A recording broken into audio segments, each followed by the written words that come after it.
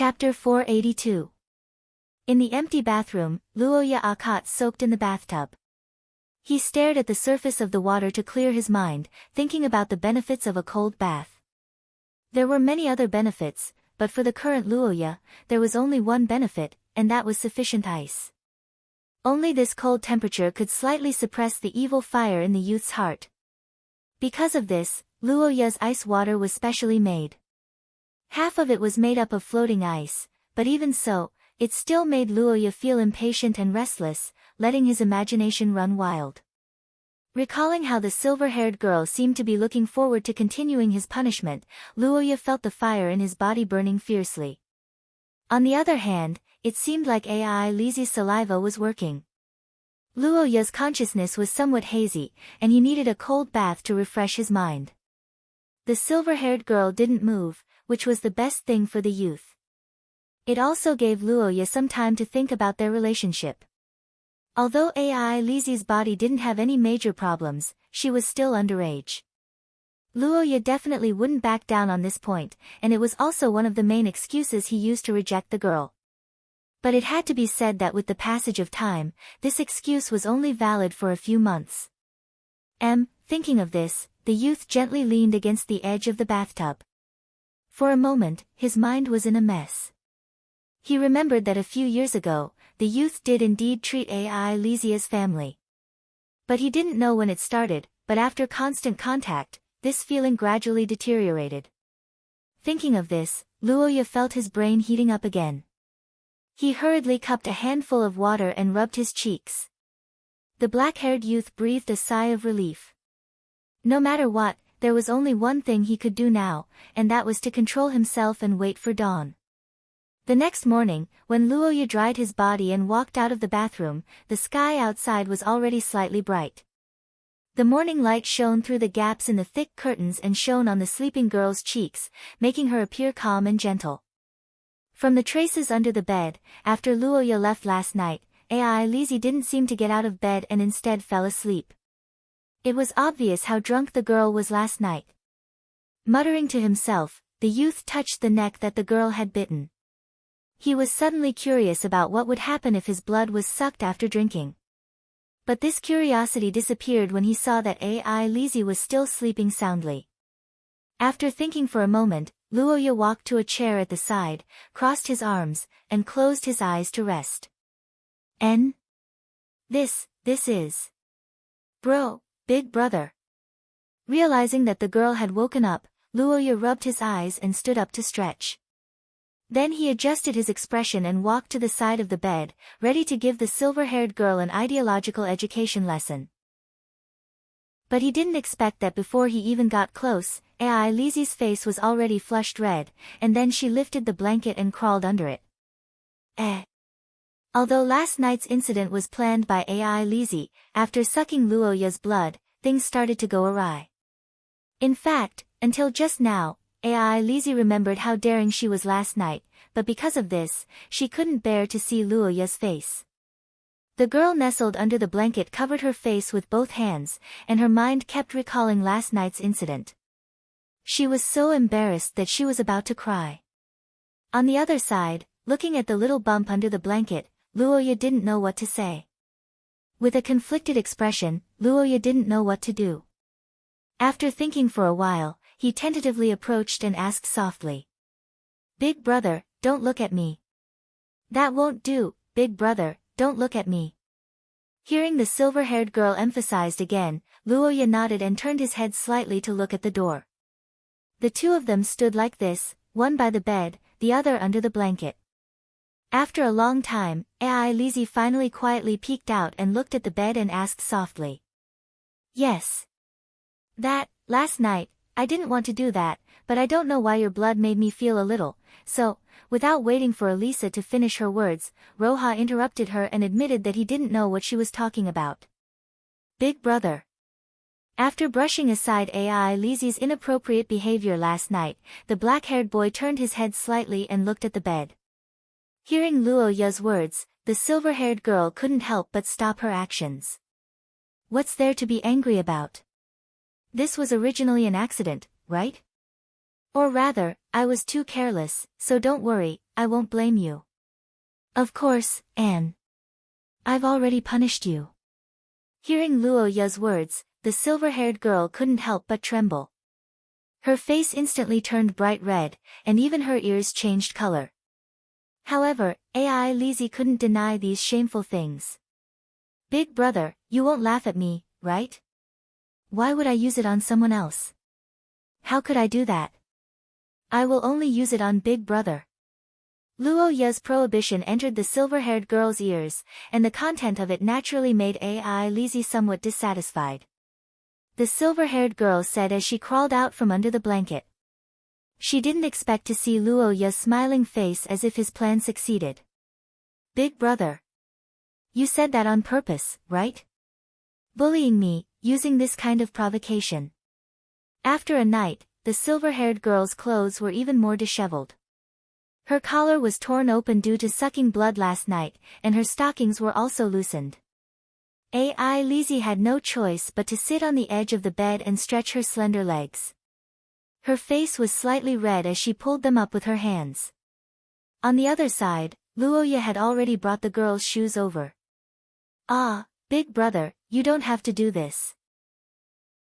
You can't do this to others, you'll only do this to Ai Lizzie, so we're even now, right? The silver-haired girl couldn't help but blush at Luoya's words, but at the same time, her heart flashed with happiness. Luoya's status naturally wasn't suitable for such servant duties, but he was willing to do this to Ai Lizzie, which meant that the girl had a very high position in his heart, and was cherished by him. Although she had already showered yesterday, she seemed to be sweating because she was drunk. For a girl who liked to be clean, this was unacceptable in front of her sweetheart. Let's forget about what happened last night. After the mission of the Green Rose faction, Luoya had earned enough credits for a year, so he didn't need to run around anymore. As for the attack on the investigation team, Luoya took some time to specifically look for the dean, Antonio.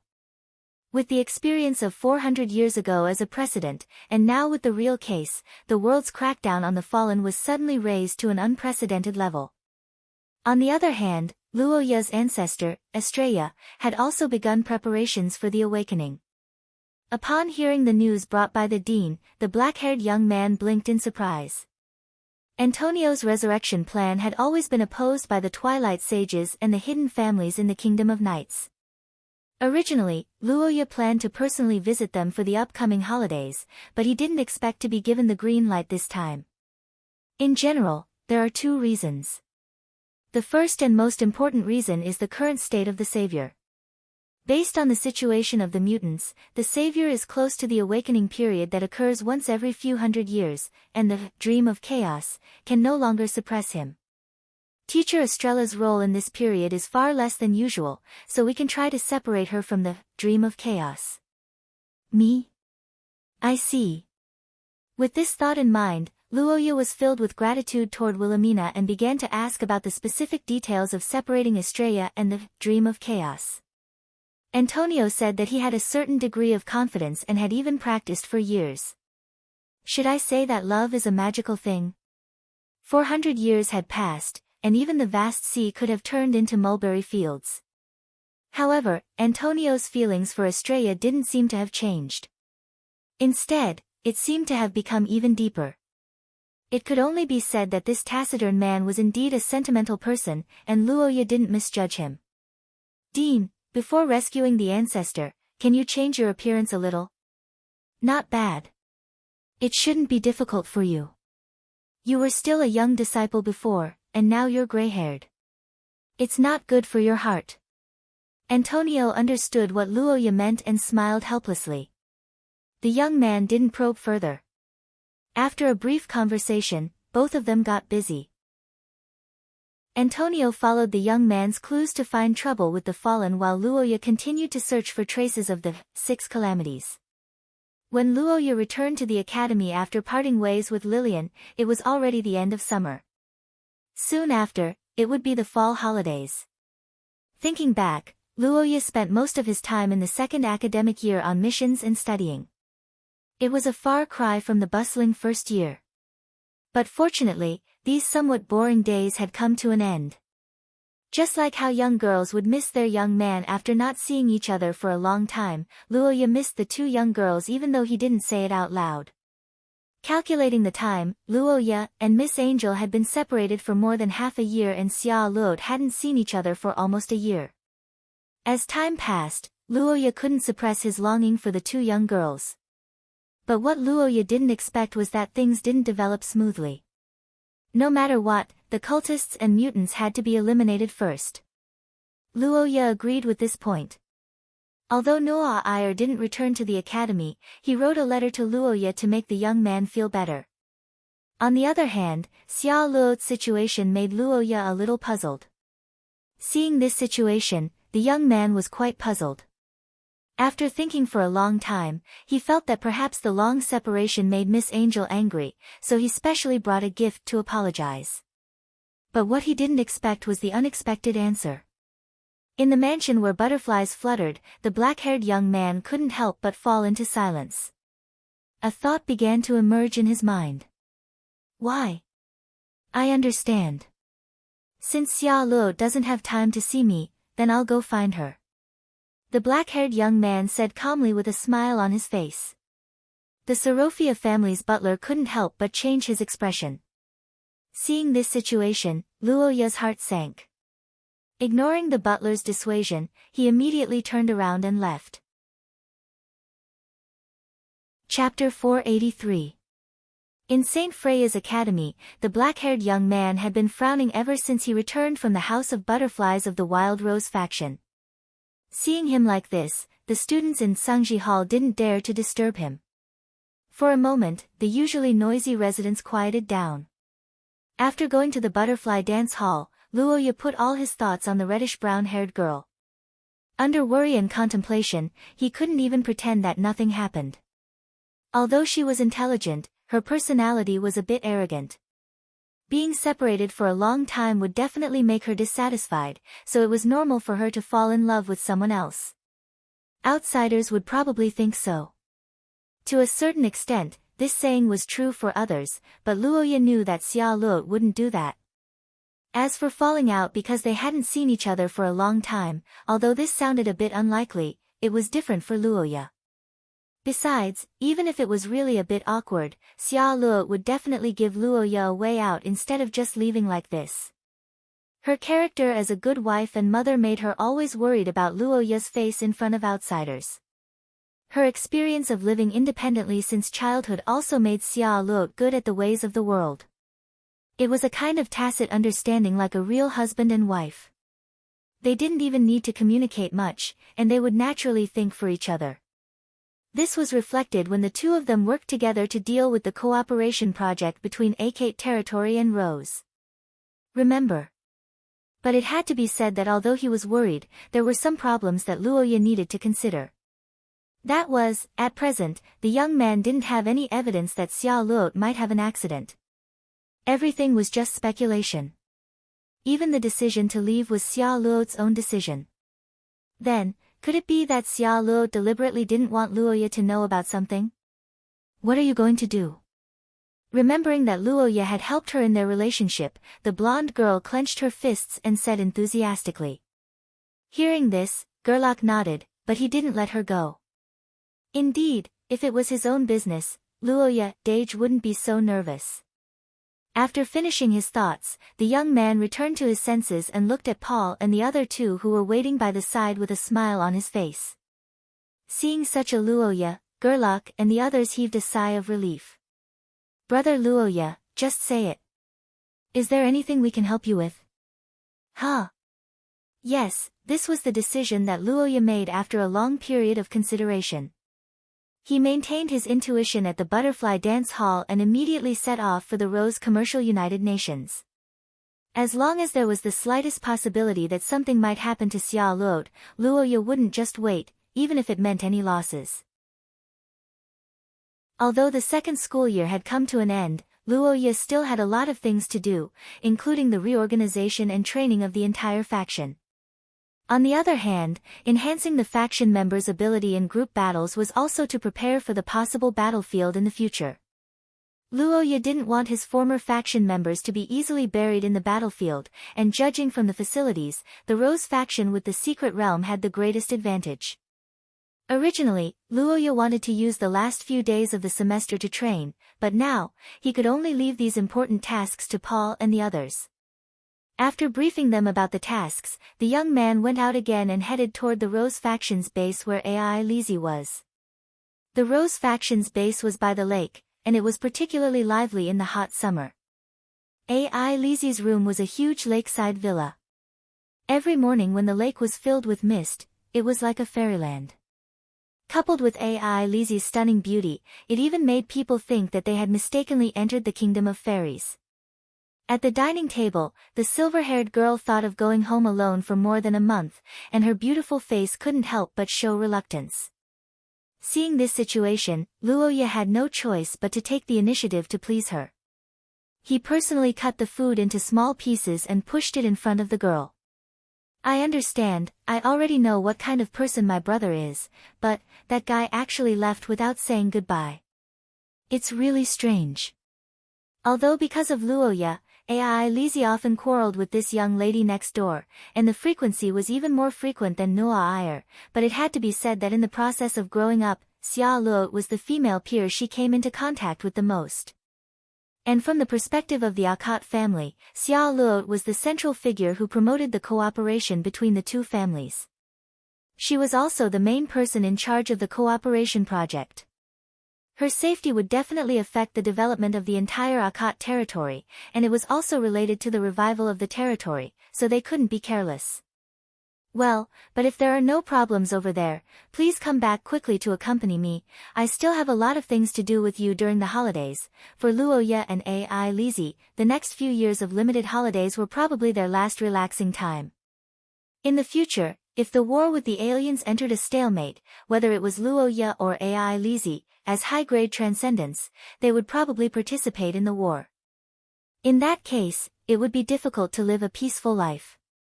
At dawn the next day, the black-haired young man bid farewell to Elisa and headed to the Akot family's garrison near the academy. Under the protection of the Heresy army, the young man rushed towards Ratchet's direction as fast as he could. The black-haired boy chased after the brown-haired young lady. On the other side, on the road to the Rose Business United Nations, a convoy of more than 10 carriages was traveling day and night under the protection of many guards. It was the jewel necklace convoy that belonged to the young lady of the Sorofia family. However, such a convoy was completely different from the usual elegant and leisurely carriage. The coachmen were tired, but they insisted on rushing. The accompanying guards were slightly better, but the summer heat still made them sweat profusely. Gulacy, don't be so nervous. The current situation is far from as bad as you think. On the bed in the bedroom, Xia Luo in white pajamas was lying in the middle of the spacious princess bed.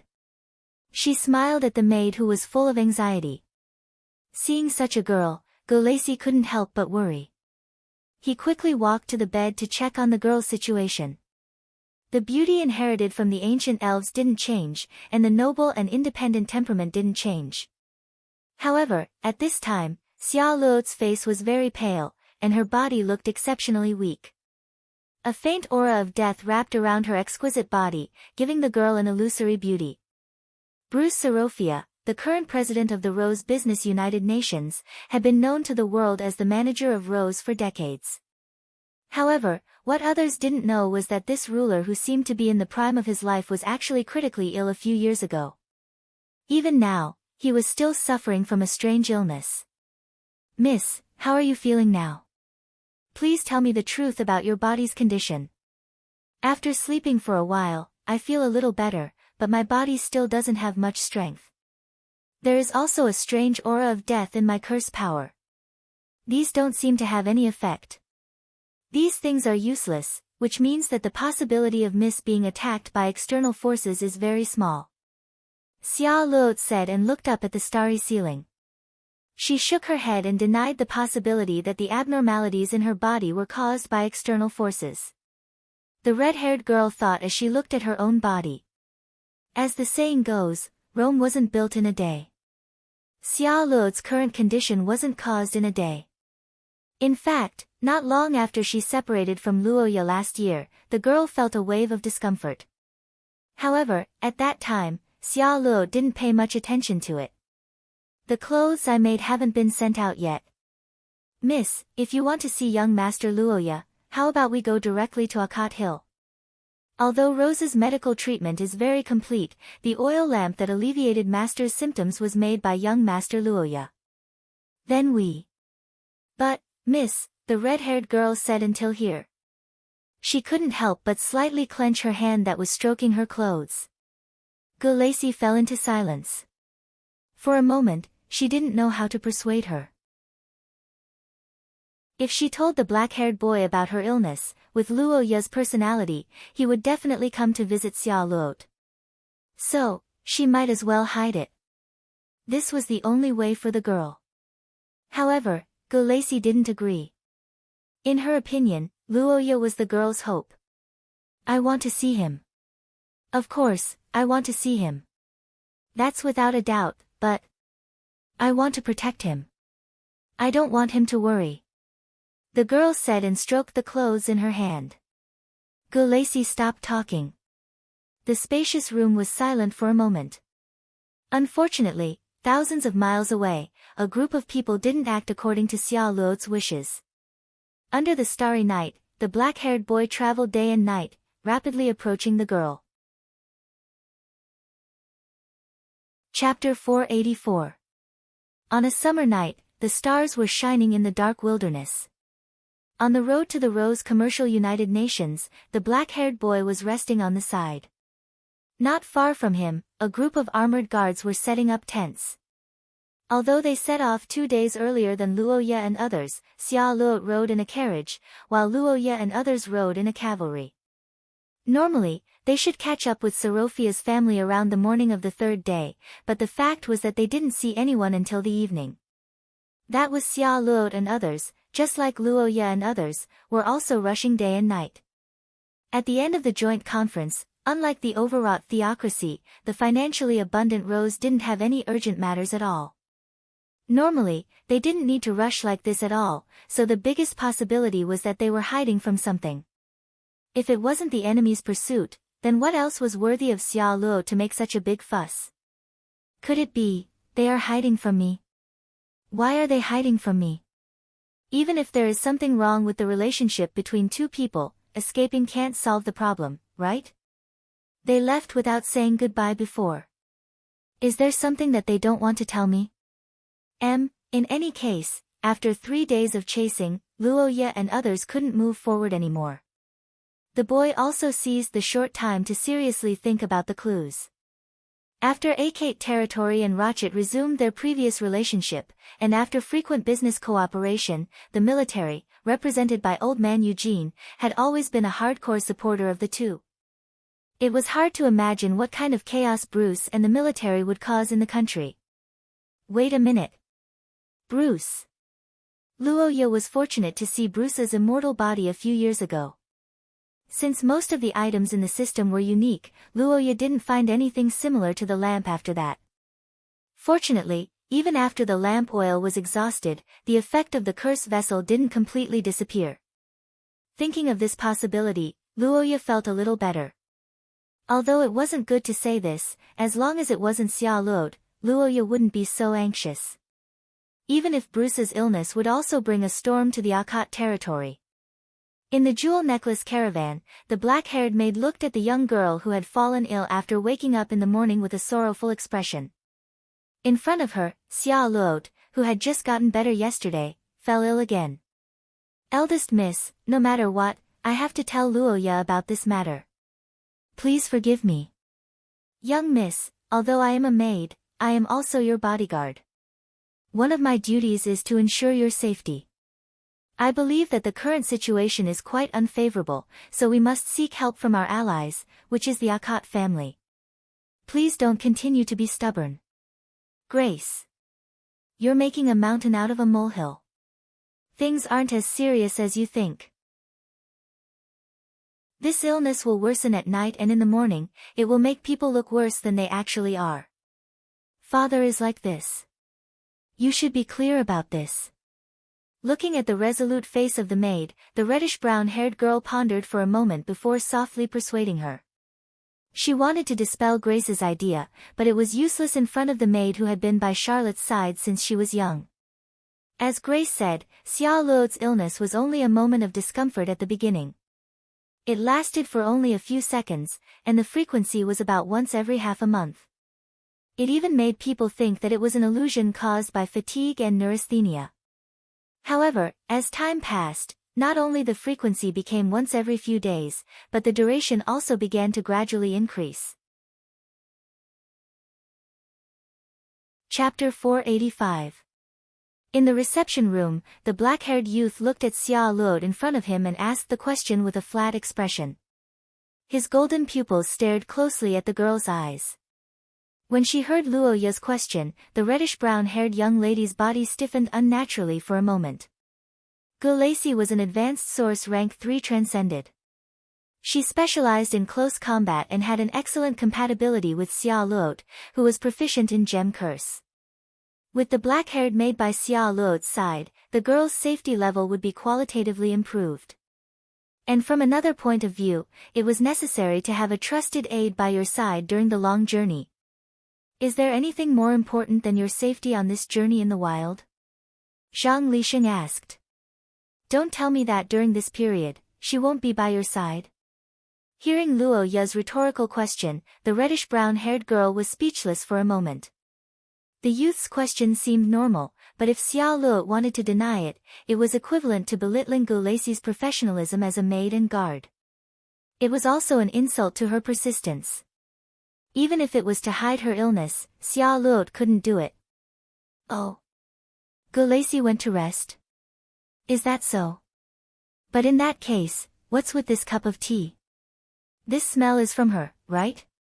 Not good, my dear is a bit too sensitive. She left before you came in. Gu Lacey was a little dizzy, so it took so long. The youth nodded noncommittally to Xiao Luo's answer.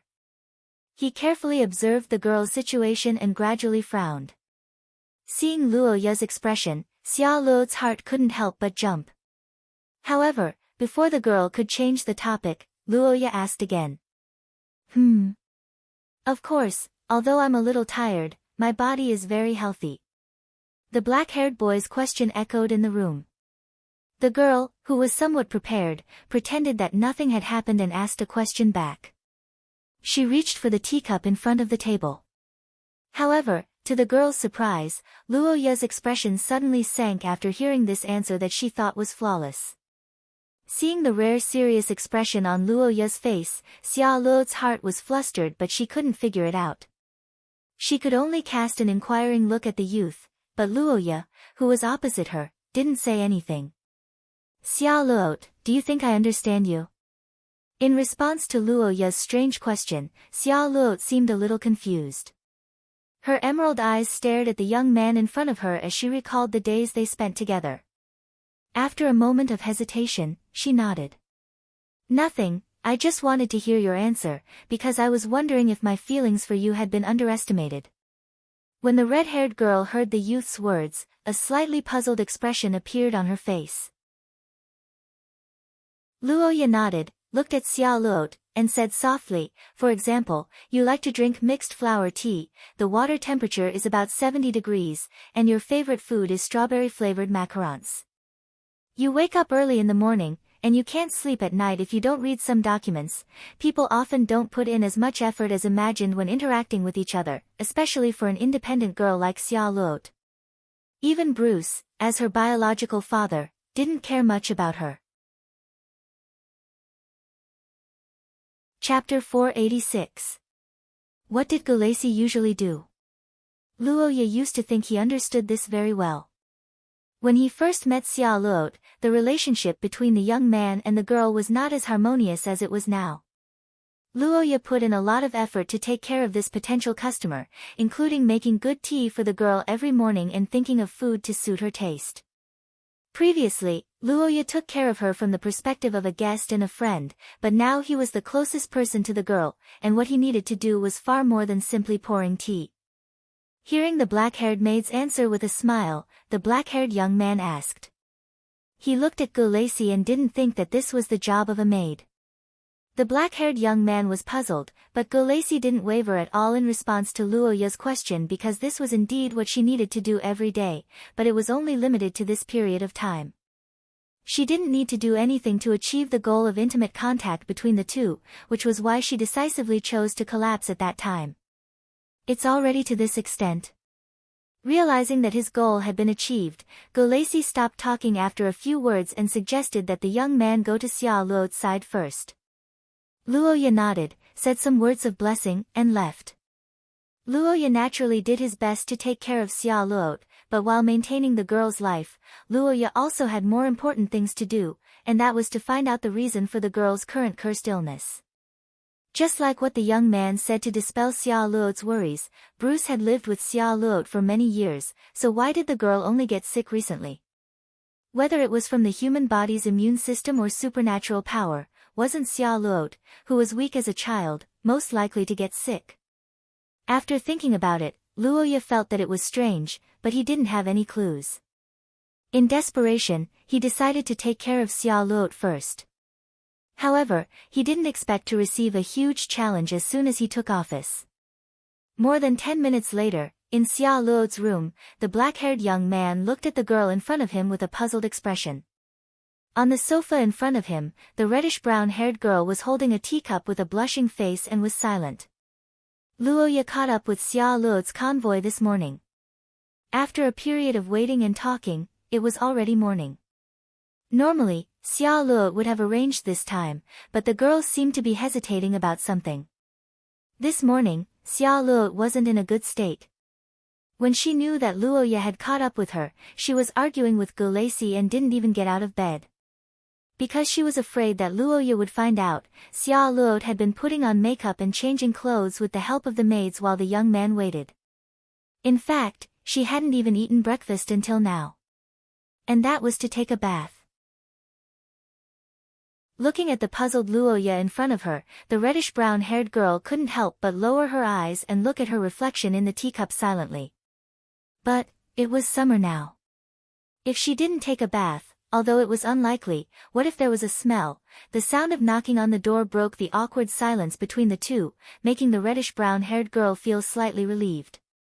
Luoya went to check, but to the girl's surprise, it wasn't some trivial report from outside the door, but the black-haired maid's full support.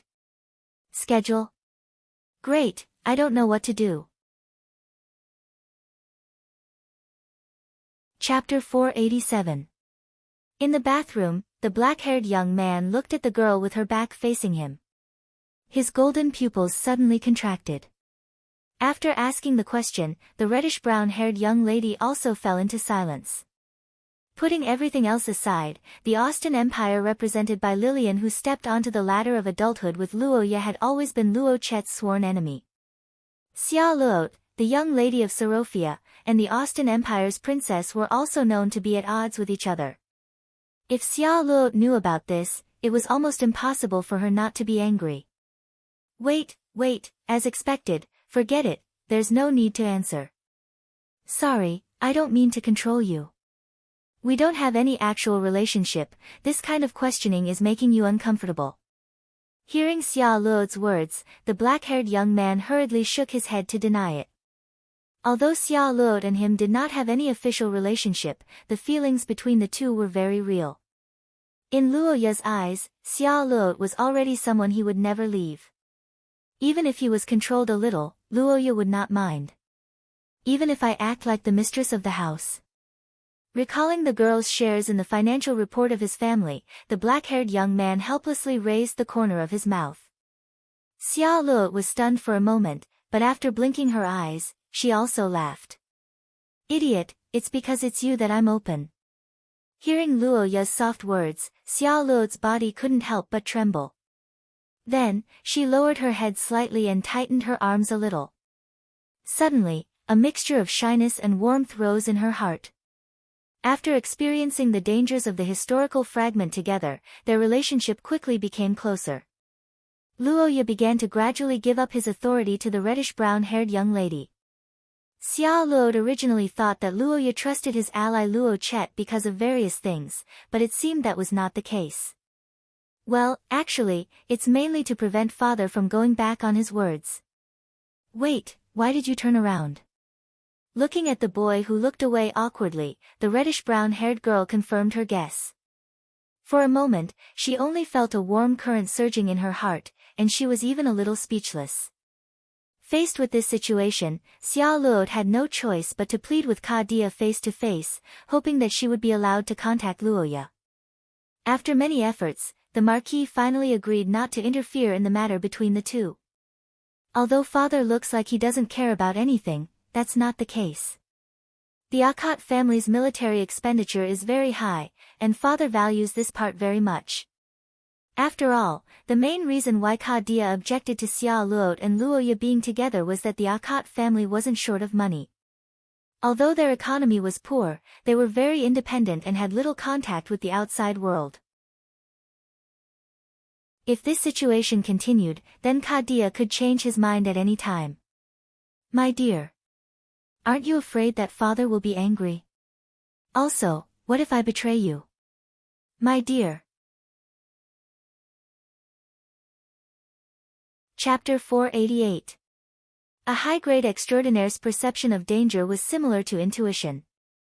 Therefore, danger could appear without any warning, and it could also disappear without any reason.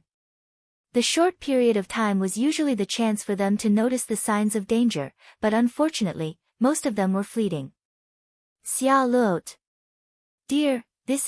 Dear, what's wrong? Looking at the brown-haired girl who was a little worried but didn't show any abnormalities, the black-haired boy hesitated for a moment before shaking his head, and then asked, No, her condition has been good since I saw you. The boy thought for a moment before nodding. Looking at the girl who didn't show any abnormalities, he didn't mention his vague sixth sense. After shaking his head with a smile, Luoya covered the girl with the blanket again. The brown-haired girl's emerald eyes flashed with a little doubt, but she blinked and didn't ask any questions. Although Luoya and Xia Luo seemed to have a carefree morning because of their reunion, in fact, the boy didn't forget the important thing in his heart, which was to observe Xia Luo's condition. During this period of time, Luoya didn't feel that the girl was suffering from any illness, or rather, it was more like she had just recovered from a serious illness. However, Luoya naturally felt that this was impossible. Luoya had already applied for leave before he caught up with the girl, so his second year at St. Freya Academy had ended and he didn't need to return to school. Moreover, Rochit and Akate Hill were neighbors, and there was no urgent matter in the family. Before the girl recovered from her illness, the black-haired boy could be together with Xia Luo. For a few days, Luoya and the brown-haired girl could be said to be inseparable. The black-haired boy worried about Xia Luo, and under such care, Xia Luo's body began to recover. Seeing Xia Luo like this, the maids in the gem necklace sighed in their hearts. Gulacy was also very excited. The illness that couldn't be cured for more than a year suddenly improved after Luoya's arrival. This situation could be described as a miracle. Looking at the two's loving appearance, Gulacy bit her handkerchief and kept wiping her tears. She was overjoyed that Xia Luo didn't follow in the footsteps of the Sorofia family's female love. On the other side, the brown-haired girl was also surprised at her body's condition. Although it looks like this, unfortunately, I didn't do anything. If that's the case, then you've recovered. Chapter 489. It was early autumn, and the temperature had yet to drop. The scenery on both sides of the road had already changed. In the jewel necklace convoy, a reddish-brown-haired girl couldn't help but sigh as she looked out the window at the trees whose leaves had begun to turn yellow. That was the previous day and night of rushing on the road. Perhaps it was just as the saying went, happy times always passed too quickly. At least in Charlotte's eyes, the time she spent with the young man every day seemed to have been accelerated. Even the boring work seemed to have passed in the blink of an eye. Is this, not wanting to end the journey so quickly? Although Luoya was taking care of the girl, in fact, the past half a month had been quite comfortable even in her eyes. However, unlike Xia Luo, Luoya's comfort didn't come from escaping from the complicated affairs of the world, but rather from peace. To some extent, Luoya could be considered the king of resistance. After all, the pressure of having someone constantly watching your life was unbearable for most people, not to mention fighting with an unknown enemy. This required an extremely strong psychological quality because the opponent's methods were likely to be beyond one's expectations. The Treant priest was the best example of this. Remember in a second. The black-haired boy, who was a little surprised, sighed slightly and then pulled his attention back to the girl. After thinking for a moment, the boy felt that it was necessary to let Xia Luo use the last time of the journey to relax. Dear, what did you say? How suspicious, Xia. Due to the good living standards and natural conditions, most people yearned for big cities and a bustling and lively life. They didn't have much interest in natural scenery, but occasionally, the beauty of nature would be recognized by people, and Delhi's love forest was one of them. Marat was the name of the goddess in charge of love in ancient legends. The tree that was named after her was often called the Tree of Love, which was also the origin of the forest's name. The reason for this name was naturally because of the color of the leaves. As a famous scenic spot, Delhi in autumn was a sacred place for romantic dates and also a good place for confessions. The fiery red mountains were like dancing flames when the wind blew, as if it could ignite the flame of love in people's hearts. When such a scene fell into the eyes of a young girl in love, even Xia Luo couldn't help but feel excited. Taking Xia Luo out once before arriving at the destination was a request that Luoya had made to Gulaisi and the others. It was also a way for the young man to relieve the unwillingness in Xia Luo's heart. When his body isn't in good condition, looking at some natural scenery may help his body and soul. This was the original intention of Roha's plan. After hearing the youth's idea, Grace and the others immediately told the youth that they were in front of this tourist holy land. And judging from the current situation, bringing the girl to this area seemed to be quite effective. The elven lady asked softly as she stared at the rose-colored landscape before her. The black-haired boy replied calmly. Of course, who do you think I am? Chapter 490. Rose's military had always had a close relationship with Achaite territory. For many years, they had firmly supported Xia Luo as the successor of Rose. It could be said that they were staunch allies. Therefore, when Luoya arrived, as the acting lord of Achaite territory, he was naturally welcomed by them. Rose was a large country with unimaginable financial resources. They had a first-class medical team and countless capable people. As the eldest daughter of the Sarofia family, Xia Luo would definitely receive perfect treatment after returning to her country. Not to mention, her illness was similar to Bruce's curse. Rose had more medical experience, so Luoya was relatively relieved that night.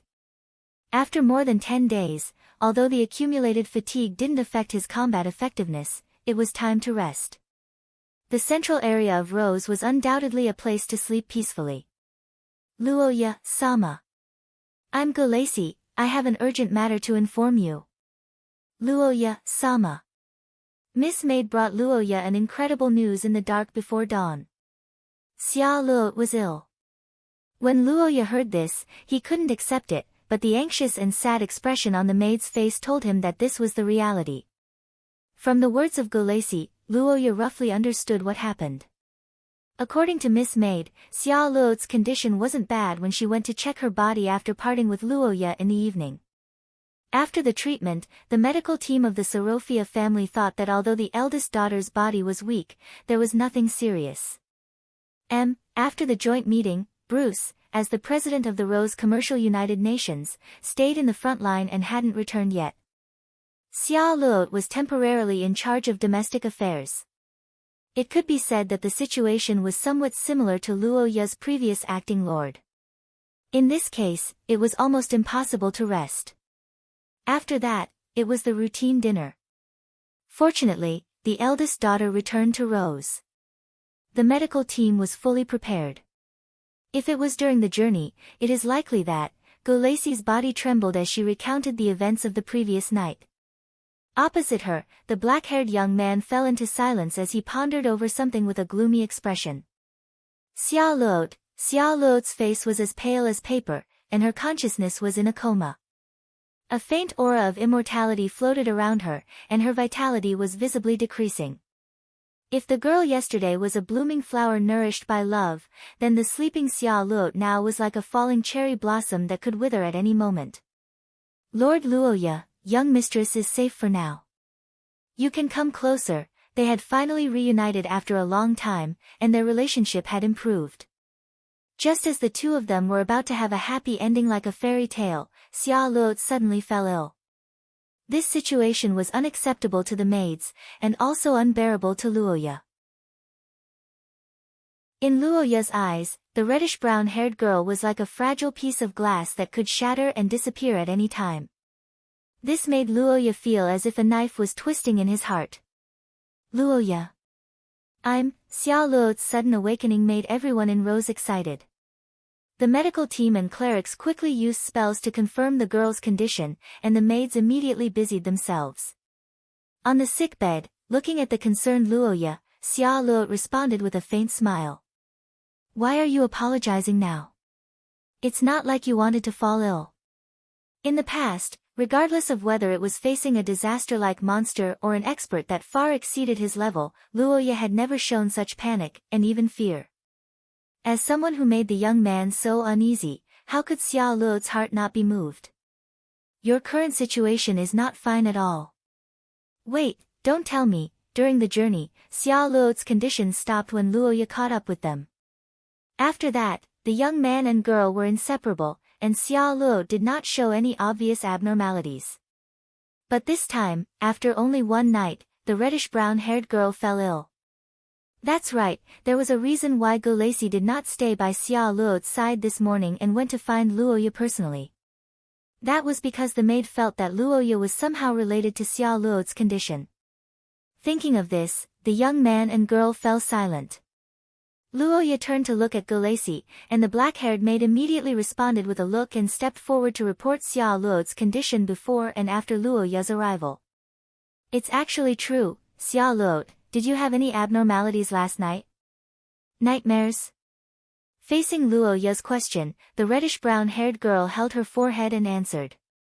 The young man nodded, and after thinking for a moment, he bent down and stroked the girl's cheek with a comforting smile. Dear, how could it be? But, dear, you still have your own work, right? About Rosette Dawn's missions, those are very important, right? Really, dear, you're exaggerating. No matter what, my life can't be compared to the human world, right? You're talking like I'm a woman who brings disaster to the country. The black-haired young man gently kissed the girl's cheek, and the elf girl's face suddenly turned red, and she was somewhat at a loss. Seeing this, Luoya smiled, and then said softly but firmly, dear, when he was chatting with the girl before, although Luoya's tone was relaxed, in fact, he was already extremely worried. But the young man knew that at times like this, he had to be positive and optimistic, so that he could bring Xia Luo confidence. Looking at the girl who fell asleep again, Luoya's heart ached, but fortunately, after thinking about Xia Luo's situation, Luoya had some ideas. The attack targeted the girl because of her individual value, which was the Highland Elf's atavistic bloodline, and once this was the focus, combined with the fact that she would not get sick when she was with Luoya, there was only one possible choice. Thinking about the ancient monsters in his mind, the black-haired young man's golden pupils gradually lit up, flickering with killing intent like candlelight. Chapter 491. In Xia, the name, Gem Curse, was a general term. It was a curse cast by the soldiers of the Rose Commercial United Nations with good equipment. But in fact, it was just a generic term for Gem Curse. That's right, the only real users of Gem Curse were the descendants of the ancient Sophia dynasty, which was the current ruler of Rose, the Serophia family. Like many curses of other factions, Gem Curse required some medium to activate.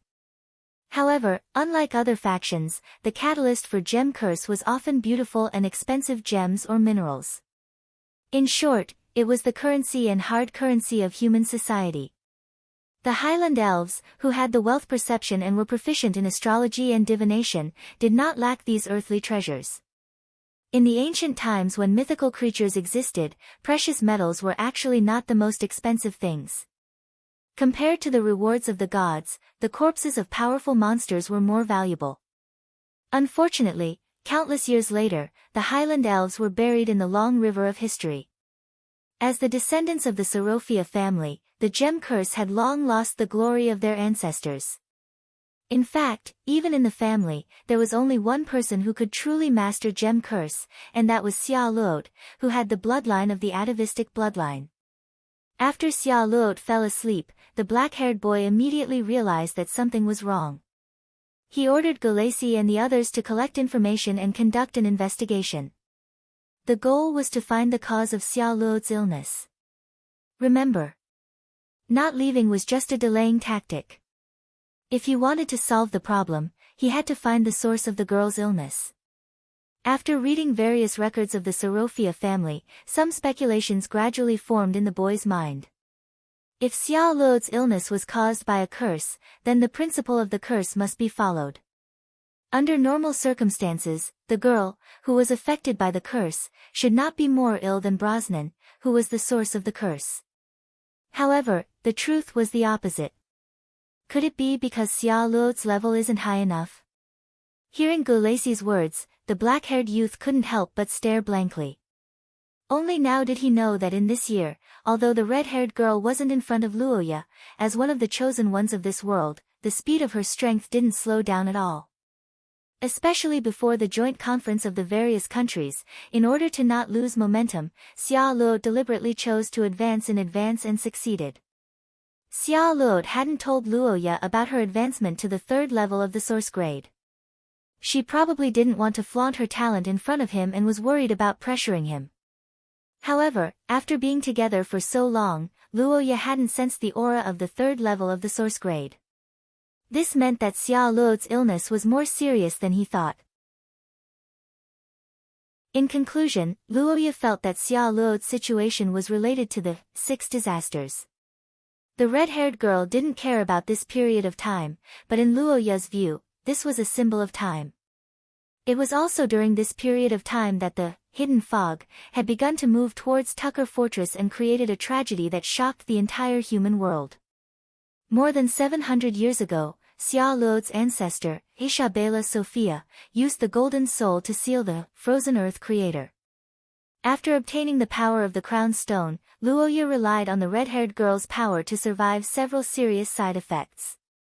Judging from all these signs, the reason why the Highland Elves were able to stand shoulder to shoulder with the angels and dragons in ancient times and had such a high status was probably not only because of their strength, but also because they were able to suppress the 6 calamities. As for why they had this ability, if this was the case, then it was normal for the Sorofia family's gem curse to suppress the 6 disasters. The reason why Xia Luot's curse was far more powerful than Bruce's could also be explained.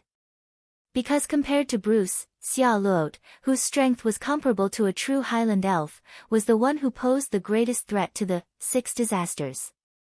Master Andrew, this was the person that Luoya would meet every time he came to Luoya. The reason was very simple. To some extent, Andrew had helped Luoya a lot. Thanks to him, Luoya experienced the cruel Azura field at that time.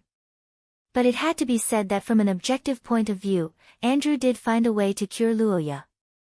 In fact, Andrew was also Bruce's personal doctor, so he knew the details of the curse that Bruce was infected with during his adventure. Chapter 492. Early in the morning, in the bedroom before the sun rose, the black-haired young man looked at the letter in his hand. His golden pupils constricted abruptly. His originally calm face was as gloomy as the sky outside the window. Luoya naturally agreed to this point and even wanted to go there personally. But considering Xia Luot's safety, he dismissed the idea. So after weighing the pros and cons, Luoya chose to accompany the young lady and wait for the news. But what he didn't expect was that Master Andrew, who had been preparing for years, didn't have a smooth sailing. Instead, he brought him extremely bad news. According to the contents of the letter, after Andrew and the others used a spatial spell to teleport, they traveled through the night to the underground ruins that they had explored in the past. However, after 2 days of exploration, Andrew and the others arrived at the site of the incident, only to find that the entire ruins had been severely damaged. It had already been reduced to ruins. As the place where Bruce met his demise, this underground ruin that was discovered decades ago wasn't a popular place for adventurers to explore.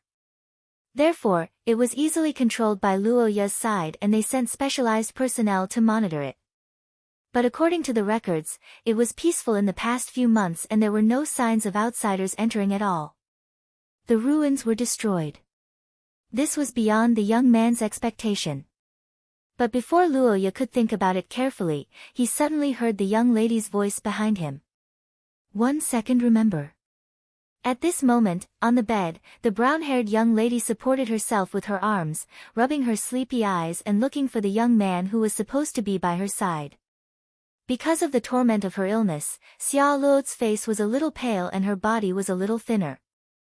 Her fitted pajamas were slightly loose, revealing a large part of her chest and shoulders. The young lady who had just woken up and was looking for Luoya softly was unusually cute, just like a sleeping beauty who had just woken up and was calling for her knight. Upon hearing such a call, the black-haired young man didn't hesitate and immediately returned to the young lady's side after handling the letter. Yes, I'm here. The sky isn't bright yet.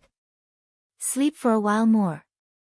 Looking at the young man who had rushed to her side, the hazy girl seemed to be relieved. She grabbed Luoya's sleeve and nodded lightly before lying down again. Then, she moved her body slightly into the young man's embrace. On the other side, the black-haired young man looked at the beauty who had fallen into a deep sleep again. He reached out his hand and gently brushed away the hair on the girl's face. Because of her Highland elf bloodline, Xia Luo had been managing the family's affairs since she was a child. She had gone through many trials and tribulations, and was very independent. Although she was in love with Luoya, she didn't like to cause trouble for him. She even wanted to hide the curse from him. The black-haired young man was naturally happy to see such a situation. Or rather, it was Luoya's dream to become the pillar of support in the heart of a strong young lady. However, after reading this morning's letter, Luoya's heart was in a mess. On the other hand, after reading the letter, the most likely but also the most unacceptable conjecture gradually emerged in the young man's heart. That was the source of Xia Luo's curse, which was one of the 6 calamities. And this ancient monster had escaped after being activated. Looking at the sleeping girl, Luoya's expression became unprecedentedly serious. If the curse came from one of the 6 calamities, then it was the worst news for Luoya and the others. Because so far, humans didn't have any means to accurately detect these terrifying monsters. This was a popular proverb in Xia, which was often in times of war. It was also the voice of the people in this era. In the distant eastern front line, after several probing confrontations, the human alliance and the mutated race had begun their official battle. Small-scale encounters no longer occurred, and large-scale positional warfare gradually became the main theme. Among the fortresses that were heavily defended by several major countries, there was a Tucker fortress whose combat strength was far lower than any other time in history. It was the Tucker fortress that was rebuilt after being devoured by the hidden fog. Although it had barely returned to its original size after more than a year of emergency repairs, it was still only strong on the outside but weak on the inside. Due to this strategic gap, the entire human fortress defense network had a serious flaw. Once the mutated race launched a large-scale attack, it was likely to be broken through. The enemy would directly invade the human world, and the frontline soldiers who were cut off from support would only have a dead end. There was no doubt that this was a courageous attempt. Probably only the veterans who survived the Fourth War of the mutated race nearly 100 years ago dared to make such a decision. But while sighing at the courage of the older generation, a new problem arose. Because of the initiative to attack, the difficulty of the logistics work suddenly skyrocketed. Xia Luo, it's about time. Looking at the pale and tired girl sleeping, Luoya fell into silence for a while. He looked at Xia Luo with a distressed expression, but he didn't dare to wake her up. Although these documents are only about logistics, it is also related to the frontline battle. It may even affect the lives of some soldiers. I must finish it as soon as possible. Dear, please. Every time he saw Xia Luo's pleading eyes, Luoya would involuntarily agree to the girl's request. But the young man knew that such high-intensity work was not something a patient could afford, especially for Xia Luo. It was obvious that the effect of the curse was still being maintained. It was constantly wearing down Xia Luo's life force. However, Luo Chai didn't have any good solutions. He could only suppress it with the golden soul. By now, Luoya was almost certain that the curse on Xia Luo's body came from one of the 6 disasters. But unlike the fog of concealment that shook the world, this ancient monster was in a state of hibernation before, so it wasn't very lethal. The whereabouts of the 6 disasters were almost impossible to find, and if the source couldn't be found, it meant that the curse on the girl's body was almost impossible to remove, and recovery was naturally far away. Dear. I'm sorry, I fell asleep again.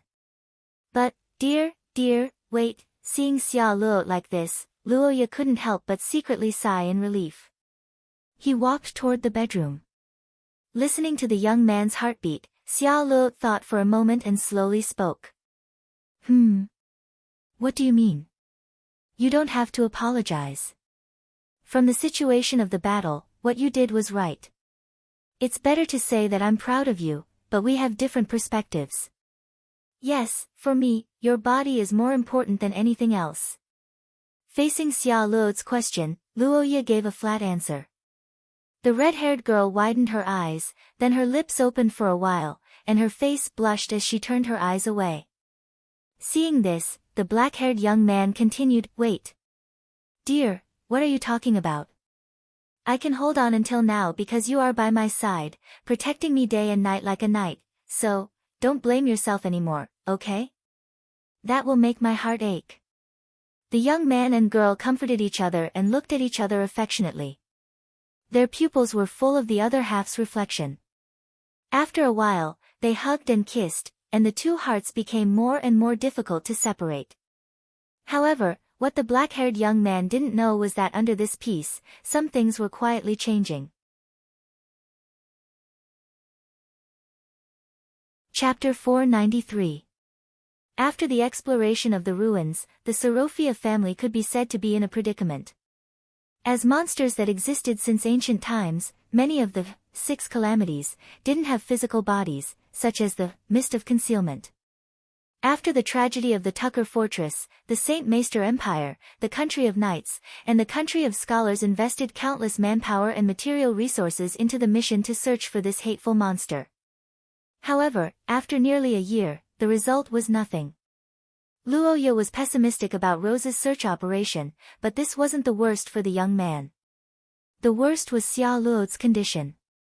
Although her condition had slowed down a lot, the reddish-brown-haired young lady's condition was still deteriorating. This could be proven from the various data provided by Rose.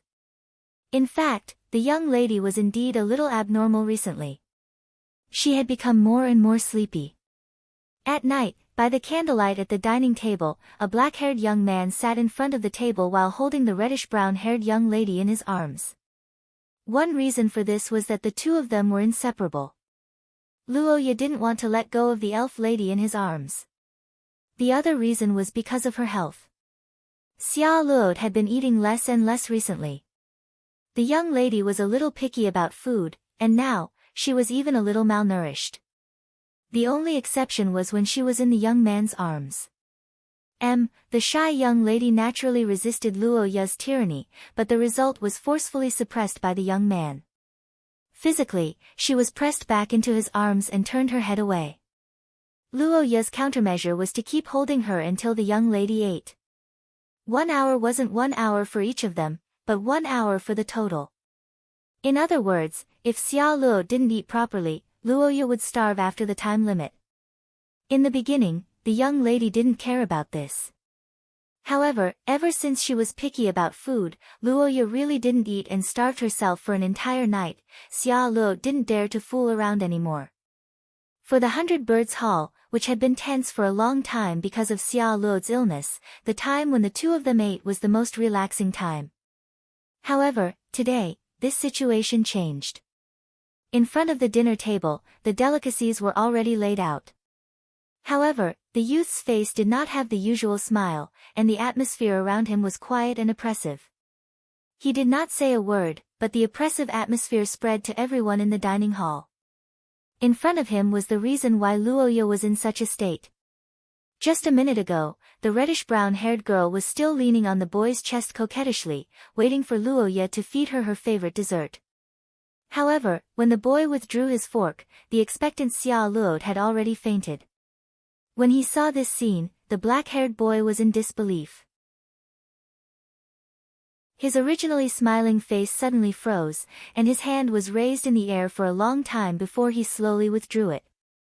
With the sound of cutlery being placed on a plate, the black-haired boy's aura erupted under the influence of his emotions. Xia Luo's sleepiness was a common occurrence during this period of time, but it was rare for her to suddenly fall into a coma like this. This was the first time she fell into a coma while interacting with Luoya. Looking at the pale and unconscious Xia Luo, the black-haired boy's mood was unbearable for a moment. He stretched out his trembling hand to touch the girl's cheek, but before he could touch it, his vision blurred. During this period of time, in order to take care of Xia Luo's emotions, not only Luoya, but all the servants in the mansion tried their best to maintain a smile. Even if the girl's illness was getting worse and worse, Gulacy and the others would never show sadness in front of Xia Luo. However, as Luoya's heart was broken by this inadvertent incident, the maids around him also lost control of their emotions and wiped away their tears. However, this short period of time was now interrupted by the illness. This made Luoya's mood difficult to calm down. After calming down and thinking for a moment, the black-haired boy softly called out. "Lord Luoya, I'm here. Is the medical team's result out? What about the ruins?" "I see." Xia Luo's illness this time, with the development of time and the development of the illness, gradually fermented among the higher-ups of the Rothschild family. In order to save this talented heir, the only person with the atavistic bloodline of the Sorofia family, the Rothschild family could be said to be doing their best. In fact, Xia Luo's father, Bruce, was anxiously rushing to the Rothschild family. Even the military had begun to send people to think of a solution. But it had to be said that for the 6 disasters, more people didn't necessarily mean more power. Occasionally, in the middle of the night, Luoya would feel a kind of intuition similar to when the fog of concealment attacked the Tuk fortress. It was like being watched by something ominous in the dark. This feeling also appeared when he was with Xia Luo before. It could be seen that the enemy may have been watching them. Because of Luoya's arrival, they didn't dare to act rashly for the time being. So inferring from this, does it mean that the 6 disasters are far from growing to the strength they should have? After waking up from the coma, Xia Luo's body was very weak and her condition was very bad. However, when she found that dinner time had passed when she fell asleep, she panicked. "Don't worry, I've already asked Gulacy to order a new meal. There's no time limit today, I'll eat with you." Well, the documents of the Joint Army have basically been dealt with. Just treat it as a rare rest. After the sudden accident, the two of them had a happy time. As time passed, Xia Luo's physical examination report finally came out. The medical team of the Sorofia family could be said to be a combination of Xia's top extraordinary healers. Although they were helpless in the face of the curse brought by the 6 disasters, their physical examination and prediction of the condition were basically accurate. As far as the results were concerned, Luoya's previous guess was not wrong. According to many data, Xia Luo's condition had reached the verge of eruption, and the symptoms were that she was in a coma. If it deteriorated further, the girl was likely to not wake up and continue to be weak until she died. After reading this report, Luoya's mood was indescribable, but now he didn't have time to be sad and afraid because the maid in front of him was crying. Seeing such a pessimistic result, Gulacy, who had been holding on, finally collapsed. He didn't dare to let Xia Luo see this. However, Luoya knew that this was meaningless. As a high-level extraordinary, the girl was actually very clear about her own body, but she usually didn't say it.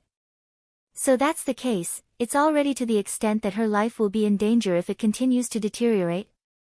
Dear, can I ask you for a favor? Under the candlelight, looking at the red-haired girl, Luoya asked in confusion. Hearing the young man's words, Xia Luo narrowed her emerald eyes and smiled as if she was recalling something. I want to see that rose-colored forest again. Chapter 494. For people who were about to meet death, any salvation from others was a life-saving straw. It was an existence that they should cherish and be grateful for.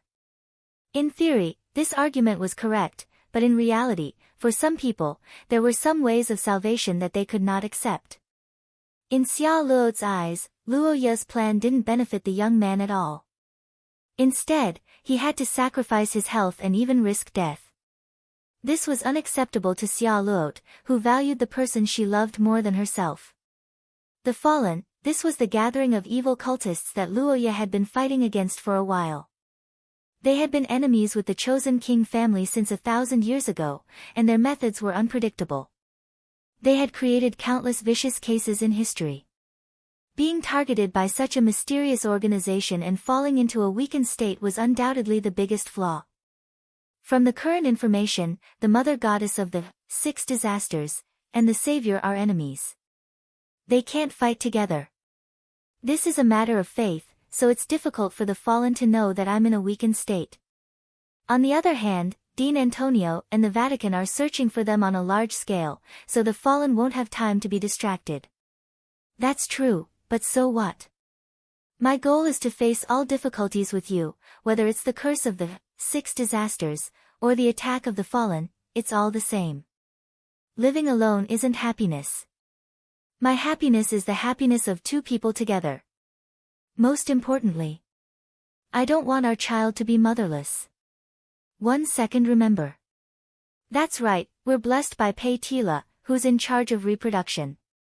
Although we only did it once, but maybe we're already pregnant. Hearing Luoya's words, Xia Luo's emerald eyes suddenly widened, and her breathing became slightly hurried. She lowered her head and touched her belly, and for a moment, her expression was conflicted. Now that she had experienced all kinds of hardships, the first half of her wish had been fulfilled, and after this night, there seemed to be hope for the second half to be fulfilled. When she thought that she might already have a little life in her belly, Xia Luo couldn't control her emotions and couldn't say the words to give up her life. Dear Xia Luo, do you know the vows that people make when they get married? Yeah, I know that too. I remember there's a line in it. Even sickness and death cannot separate us. Xia Luo's body trembled slightly when she heard the young man's words. She raised her head and whispered in disbelief, well, in fact, I asked Pei Tila to make the ring not just as a curse vessel. Although I can't hold the ceremony because of your body, at least tonight when we become husband and wife, I want to put this ring that symbolizes love on your hand. Not only for your body, but also for our feelings. Miss Xia Luo Sorofia, are you willing to accept this ring and marry me? The young man's question echoed in the room, causing Xia Luo's eyes to widen and his body to tremble with excitement. Such a reason is too cunning. Isn't it impossible to refuse? Under Luoya's nervous gaze, Xia Luo raised her hand gently after a long silence. She smiled with tears in her eyes and said, the slightly choked words echoed in the room. The black-haired young man smiled with relief when he heard the words. He stretched out his hand and carefully held the girl's palm. He gently put the crystal-clear ring on the girl's finger. After that, the girl took the ring and put it on Luoya's finger. The silence lasted for a while, but the atmosphere between the two became more and more heated. Whether it was Xia Luo or Luoya, they both understood that the strong feelings could no longer be expressed in words, so there was only one way to express it. Yesterday evening, when the reddish-haired girl ordered all the servants to leave, Go Lacey knew what his miss was thinking. This night may have been a sleepless night for Luoya and the others, but in fact, Go Lacey didn't sleep much. Rather, he was worried about the maid urinating. But after morning came, there was no movement in the gem necklace as time passed. Looking at the rising sun, the other servants were worried, but Golacy was excited. Thinking of this, Golacy excitedly clenched his fists. He knew that his miss was most likely going to succeed. In the carriage, the young man hugged the exhausted girl who had fallen into a deep sleep.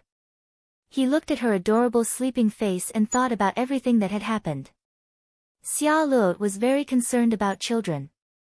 This was something that Luoya had discovered long ago.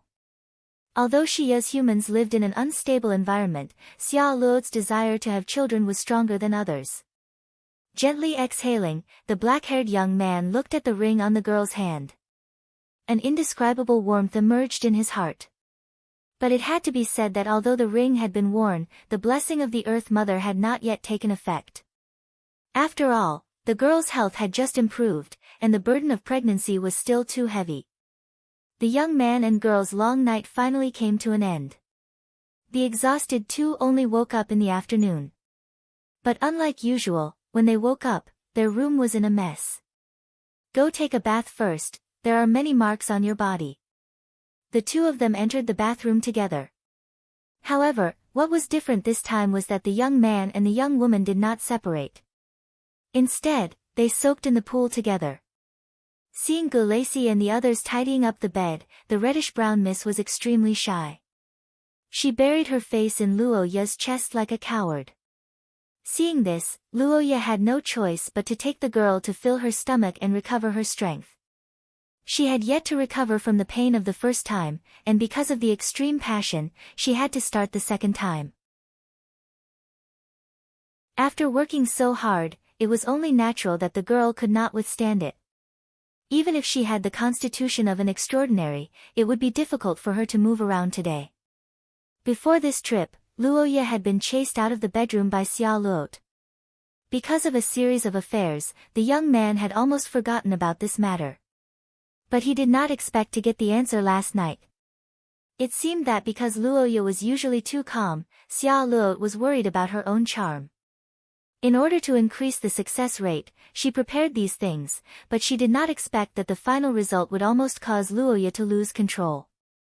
After trying to control his thoughts, Luoya and Xia Luo began their usual lovey-dovey time at the dining table. But unlike usual, the two were sweeter today. Even the experienced and knowledgeable maids of the Sorofia family had never seen such a sparkling and translucent ring that seemed to emit a faint radiance at all times.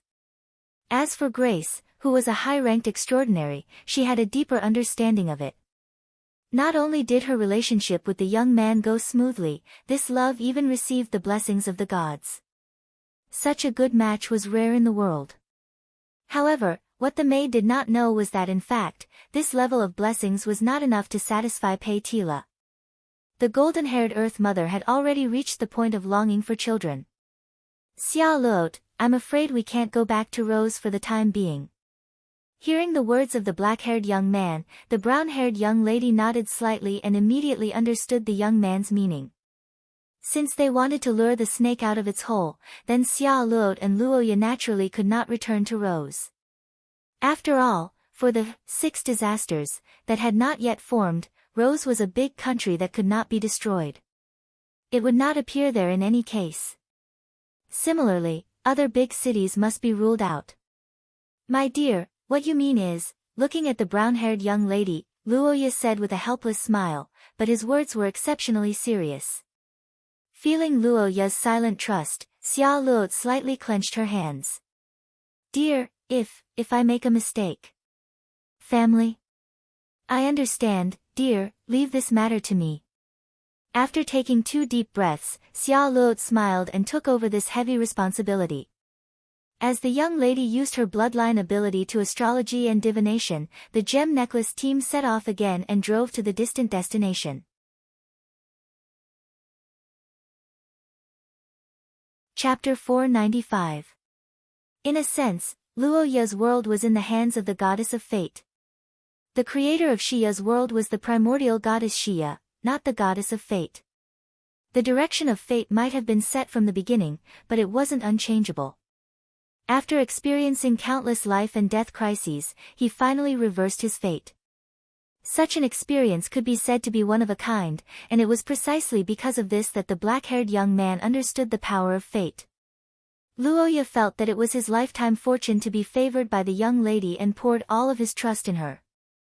But it had to be said that even with the blessing of the goddess of fate, it was still difficult to divine the 6 calamities. For example, the war that was breaking out now. In theory, divination could predict the direction of the war, but in reality, it was impossible to do so because this war involved the fate of 2 races. For the 6 calamities, it was especially troublesome because of their high level. Only Xia Luot, who had the blessing of the goddess of fate, could barely attempt to peek at the clues through fate. But even so, it had to be done in stages. Scales of fate. With the accumulation of weights, the angle of the scales was gradually flattened. When it reached the 3rd coin, the scales finally tilted slightly to the young lady's side. Seeing this scene, Xia Luot finally made his move. After the scales were flattened, the crisp sound of coins being tossed into the air sounded. The ancient gold coin reflected the light and flipped up and down in the air, bouncing up and down on the table. Under the gaze of the young lady, it drew circles and rolled, finally falling to the corner of the astrology chart with many stars drawn. Xia Luot. Time, 3 days. The direction is east. It had been a week since the 2 exchanged rings in the Marat forest. During this time, the gemstone necklace team had been advancing according to the results of Xia Luot's divination and had now entered the vast eastern plains. Regarding Xia Luot's curse, the Sorofia family had long been helpless. After opposing Luoya's plan, there were no alternative measures at all. In this case, Xia Luot's time was running out. It didn't seem like a big deal to spend the last time with his loved one, but what if a miracle really happened? After the opposition turned into support, the Sorofia family quickly sent a large number of elites to accompany the gemstone necklace team to prevent the attack of the cultists from interfering with the plan. Master Andrew and other high-grade transcendents returned to the country, waiting for the target to appear and use spells to provide quick support. Even the Sorofia family didn't know about Luoya's current state, so the possibility of the outside world obtaining this information was naturally reduced to the lowest. After this period of observation, Luoya could basically confirm that the 6 disasters already knew about their situation. It was obvious that Luoya's behavior and unique aura made the disaster monster feel that something was wrong and took action to use the curse to kill the 2 of them together. But as the young man expected, the 6 disasters' curse was completely ineffective against him who had 2 crown stones. At this point, the attack and defense had reversed. Luoya and Xia Luot had become the waiting party, while the 6 disasters had to hide for a long time. This situation was obviously not what the other party wanted to see. If this situation continued, the disaster monster would definitely take action.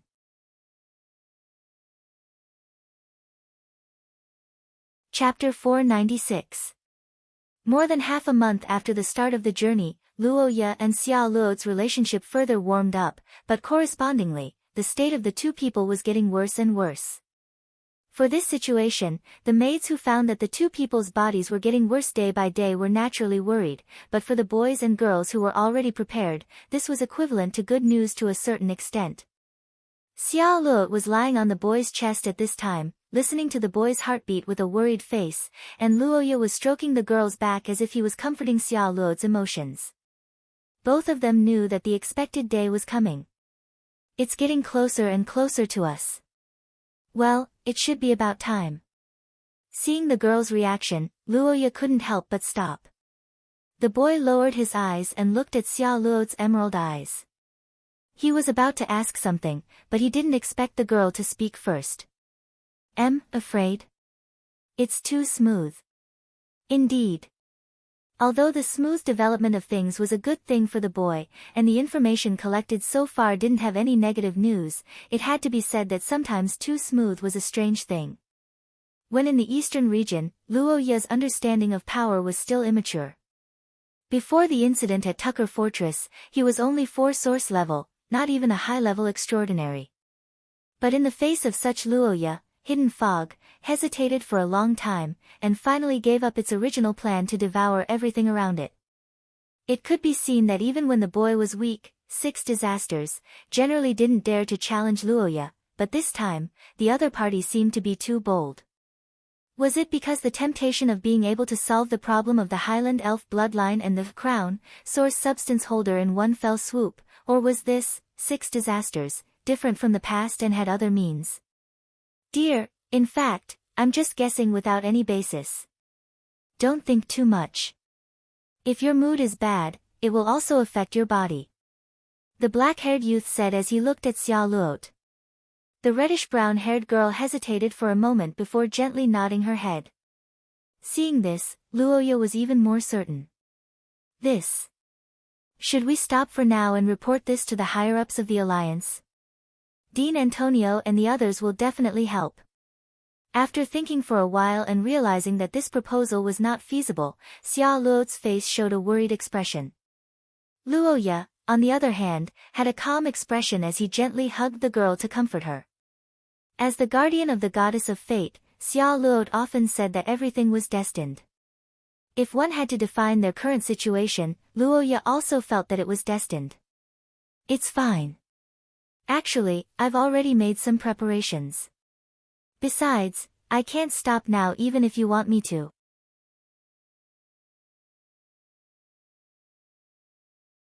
Chapter 497.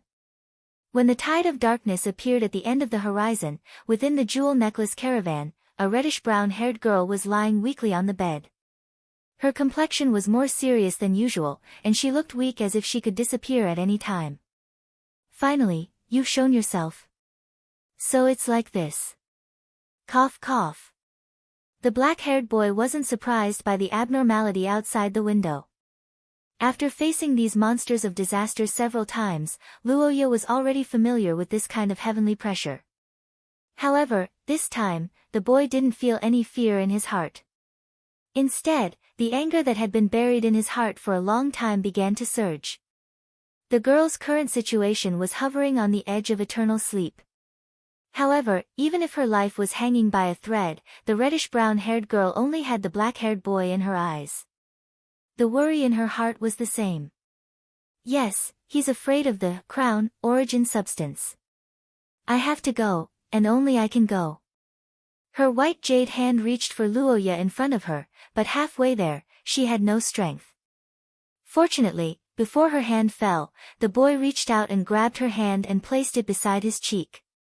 Seeing this, the girl revealed a faint smile and said in a weak voice. What? The girl's voice echoed in the silent room. Although her words were weak, Xia Luot looked at the boy with a mysterious power and exceptionally clear eyes. Although it didn't seem like much, in order to protect Xia Luot's life, Luoya's body was already extremely weak. The girl wasn't the only one with a pale face, Luoya was also pale. Xia Luot knew what it meant to let Luoya take off the ring. Without the sharing of life force, the girl who carried all the curses would almost certainly die. However, even so, in order to give Luoya a better chance of winning, in order to let the boy defeat the enemy and survive, Xia Luot resolutely made this request. Let's not talk about how much help this will be for me. This ring is the symbol of our love. Before you hate me, I will never take it off. Xia Luot, don't forget our promise. I will never abandon you. Hearing Luoya's soft reminder, the girl slightly widened her eyes. Of course, she remembered the promise they made to live and die together. She couldn't help but weaken a little. Even so, Luoya still couldn't be at ease. Luoya, who thought so, had a worried expression. After thinking for a moment, he silently activated the curse power. As if he was about to say goodbye before a battle. He leaned over and kissed Xia Luot full of love. The moment their lips touched, the girl couldn't help but widen her eyes. Go to sleep. When you wake up, everything will be over. Good night, Xia. Chapter 499. Frozen Earth Creator. This was a monster that left a terrifying mark in Xia's history. When the giant's body was engulfed, the warriors in the distance couldn't help but stop their actions. They widened their eyes, not understanding why Luoya targeted his own tamed demon. In the sky, the monster of disaster let out a strange cry. Its eyes stared at Luoya as if it was restless. In the sky, the black mass of curses continued to surge and expand. The eyes of the huge figure flickered. Below, the black-haired young man faintly curled up the corners of his mouth. His eyes were filled with determination and murderous intent. No matter how powerful the Lord of Death Tide's curse was, it couldn't stop the other, 6 disasters' ability. Just like what Luoya did, he used the twilight wind to seal off the sky, making it impossible for him to escape. After that, he used the Frozen Earth Creator as his weapon. In the middle of the freezing air, the black-haired young man reached out his hand. The crystal-like power of the crown condensed into a solid form. It drifted between heaven and earth with the howling night wind, penetrating into the deepest layer of the freezing air. Along with the influx of the crown fragments, the explosive power of the curse began to increase rapidly under the cover of the fog. Using blood as the price to further increase the power of the curse. This was a method that Shiya's cursemancers often used. However, to Luoya, this was a crazy move. Life towards death, sensed the young man's condition and started to explode. The young man's body was surrounded by an extremely dense curse power, and it immediately caused the Lord of the Dead Tide in the sky to be wary. After a short moment of restlessness, the Lord of Death Tide suddenly roared as if it sensed something. Its fierce scream was like the wail of the dead, causing fear to emerge from the hearts of all the creatures in the dark sky. In the next moment, a huge black mass of curses swooped down toward the black-haired young man. In this critical moment, the black-haired young man didn't do anything. Instead, he closed his eyes. On his body, a crimson radiance began to emerge together with the gushing cold air, intertwining and fusing with each other. Under the young man's smile, the fog gradually dispersed, revealing the figure of the Gulandair. However, this time, the tall giant had changed his appearance. Floating ice crystals revolved around his body and the majestic frozen earth energy became his armor. On top of the Gulandair's head, the crimson crown emanated a magnificent radiance, bringing irresistible power. Although the crown stone and the king's selection blood were both Luoya's abilities, they had always been 2 different powers, or perhaps, they belonged to 2 different systems. But in fact, it wasn't that these 2 different systems didn't have any intersection at all. And the intersection between them was Luoya himself. The crown shard was the glory of the past brought by the crown source substance. It was also the ability to crown the kings of the races who dominated the world in the past. When Luoya returned the crown, his curse power would strengthen Gulandair and the others through the power of the crown source substance. This time, the young man used his own blood. Under the shroud of the cold air, the Lord of Death Tide's untouchable defense was nullified and the Gulandair had no more scruples. Witnessing this unbelievable scene, the monster in the sky roared angrily. The strong sense of danger made the blurry figure of the curse even more distorted. However, as if it didn't want to believe this fact, after a short period of madness, the black rain once again rose into the sky and turned into the ultimate disaster. It suddenly fell towards the Gulandair who rushed out of the fog. But this time, the result was completely different from before. The silvery white cold air rushed into the sky, and wherever it passed, the restless curse power would freeze and shatter. The Lord of Death Tide's gigantic body that covered the sky was like a black jelly. The giant's fist penetrated through its body, and the monster screamed in agony. Countless black curse power disintegrated like flesh and blood, and it gradually dissipated in the white fog.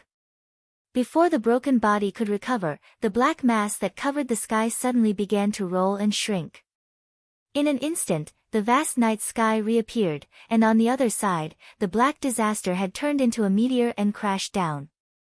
In the sky, the black mass formed by the curse power fell like a meteor and returned the sky to the stars. However, whether it was Luoya or Gelt and the others who were fighting in the distance, all of the extraordinary individuals present knew that it wasn't a desperate escape. It was a desperate gamble.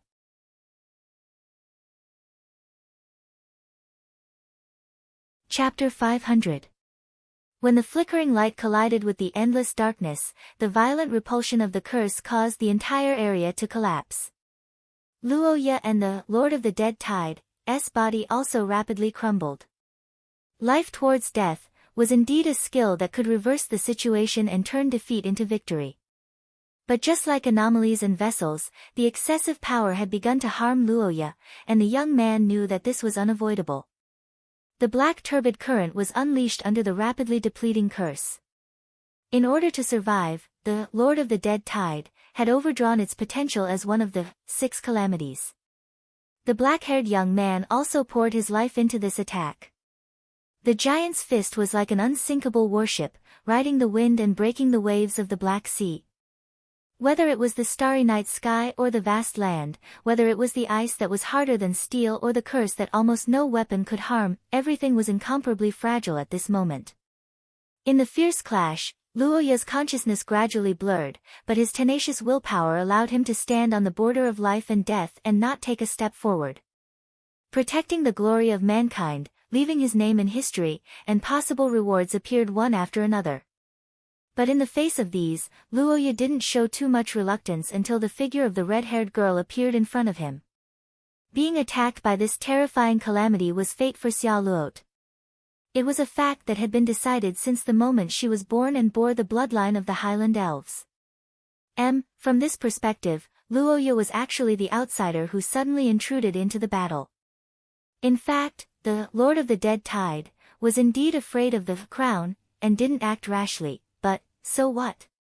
If death was the girl's fate, then Luoya was the one who changed this fate. And now, he wanted to use his actions to prove that whether it was the terrifying calamity of extinction or the predestined fate, nothing could take the girl away from him. The source of the 6 calamities could be found to be the Mother Goddess, an existence that surpassed the gods in ancient times. It seemed to have inherited the Mother Goddess's level, and the power of the 6 calamities was also strange and unpredictable. Even the gods were not immune to it, let alone ordinary saints. Under the protection of countless enchantments, the warriors of family Seraphia raised their heavy shields that were shining with the luster of gems and surrounded the carriage. They firmly blocked the drifting black curses and frost outside of the shields. Meanwhile, the warriors of the country of knights had already retreated to defend. Everyone was nervously staring at the intense conflict between black and white in the distance. Once the black-haired youth was defeated, the terrifying calamity would definitely extend its claws to the others. Even if it was on its last breath, as one of the 6 calamities, the Lord of the Dead Tide, whose power level was far higher than normal extraordinary individuals, it could still kill everyone present. Boom! The tall Gelt temporarily transformed into a giant. He held a heavy shield at the forefront, and a layer of ice hung on his body. Selena and the others surrounded the carriage and released their spells, stabbing their weapons into the ground to stabilize their bodies. The sound of the explosion shook everyone's eardrums.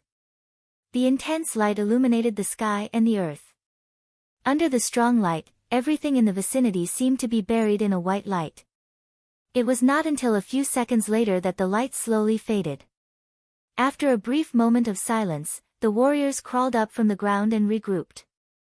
The Cursemancers quickly repaired the enchantments that were almost completely destroyed. However, after that attack, no explosion, light, or shockwave appeared again. Before the battle began, Luoya had instructed them to never get close to the battle site. If the final result was not satisfactory, they were to immediately leave with Xia Luot and seal her in the crystal made by the gem spell. They were to wait for the final hope. That area has been covered by the power of the 6 calamities. Even I can't see it. The black-haired maid looked at the dim distance with a conflicted heart. However, inside the gem necklace, the originally pale brown-haired girl on the bed who looked like she could die at any time was quickly recovering. The sleeping spell was unknowingly broken by this torrent. The brown-haired girl's eyelids gently moved for a moment before she finally slowly opened her eyes. We won. At the last moment of the battle, the Lord of the Dead Tide, who had fallen into madness, released an attack that exceeded Luoya's expectations. Even so, it still couldn't defeat Luoya and the Gulan Daer who displayed their full potential. That was an attack, but it wasn't an attack. To a certain extent, it was similar to a concept. For a long time, the black-haired young man had doubts in his heart. He didn't know why the Gulan Daer didn't use weapons. After all, in terms of body structure, humans and giants were actually quite similar. In fact, in various myths and legends, giants often fought with weapons. Right in front of Luoya's eyes, the fist that almost crushed space hit the Lord of the Dead Tide. This calamity that had been rampant since ancient times was completely shattered into pieces. Then, the cold air that covered the sky swept across and all the curses turned into ice fragments. The moment the black curses completely dissipated, Luoya's tense nerves finally relaxed. The death of the Lord of the Dead Tide not only eliminated a huge threat to the human world, but also completely cut off the curse of 2 generations of the Serophia family. It also had a major impact on the human world as a whole. Xia Luot Serophia's fate had completely changed. The bloodline of the Highland Elves was preserved. After the monster that constantly devoured the girl's life was eliminated, the Rose Commercial Union and the Serophia family would enter a stable state. With this as the cornerstone, the logistics base of the human alliance would no longer be a problem. The soldiers on the battlefield would also be able to obtain supplies faster. Looking at the slowly dissipating black curses, the young man felt a sense of security and accomplishment that he had never felt before. However, what Luoya didn't expect was that danger suddenly appeared at the last moment. It was a kind of fear that was similar to standing outside the door and being watched by someone through the peephole. It was a feeling that only appeared when one was in an absolute danger zone and was at an absolute disadvantage. Mother Goddess. This time, it was in the real world. In this situation, being watched by Mother Goddess in the real world, there could only be one reason, and that was that Luoya killed the 6 disasters. Then, as a form of revenge, would Mother Goddess take advantage of the fact that he was extremely weak and could even be said to be on the verge of death? Luoya, who had no other choice, could only stand still and let the time pass by. After an unknown amount of time, that creepy gaze suddenly disappeared, and the next moment, the long-awaited system prompt sounded. Crusade successful, detected crown stone mutated body, initiating primary evaluation, there is a certain risk in absorbing, system activating auxiliary system, yes/no, since the system allowed him to absorb the crown stone, at least it meant that the surrounding environment had stabilized. In other words, Mother Goddess should have disappeared. The system prompt was still ringing, but unfortunately, at this time, Luoya didn't even have the strength to answer. After going through a bloody battle in an extremely weak state and being watched by Mother Goddess, the young man's body was like a lamp that had run out of oil. At this time, the black-haired young man's surroundings were deathly silent. Only the cursed remains of the Lord of the Dead Tide's death shrouded the surroundings like a dark cloud. The thick black cloud circled around him, but it also sealed all his hopes. When a person dies, they will leave behind a corpse, and after the Lord of the Dead Tide died, it left behind an aimless curse. The density of the curse wasn't something that an outsider could approach. And now that he couldn't even stand, Luoya couldn't walk out of this area alone. Dear. After the sudden warm light, a familiar sobbing voice sounded. The next moment, a red-haired girl suddenly appeared and hugged the boy tightly in her arms.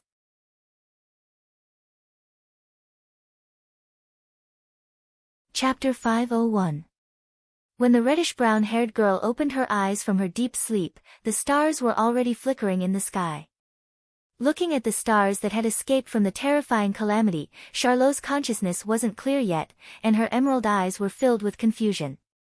Time slowly passed. Not long after, the girl woke up and her eyes gradually glowed. Then, her body trembled slightly. She widened her eyes as if she had understood something. Her emerald eyes were filled with surprise. Everything was telling her that the long suffering had ended.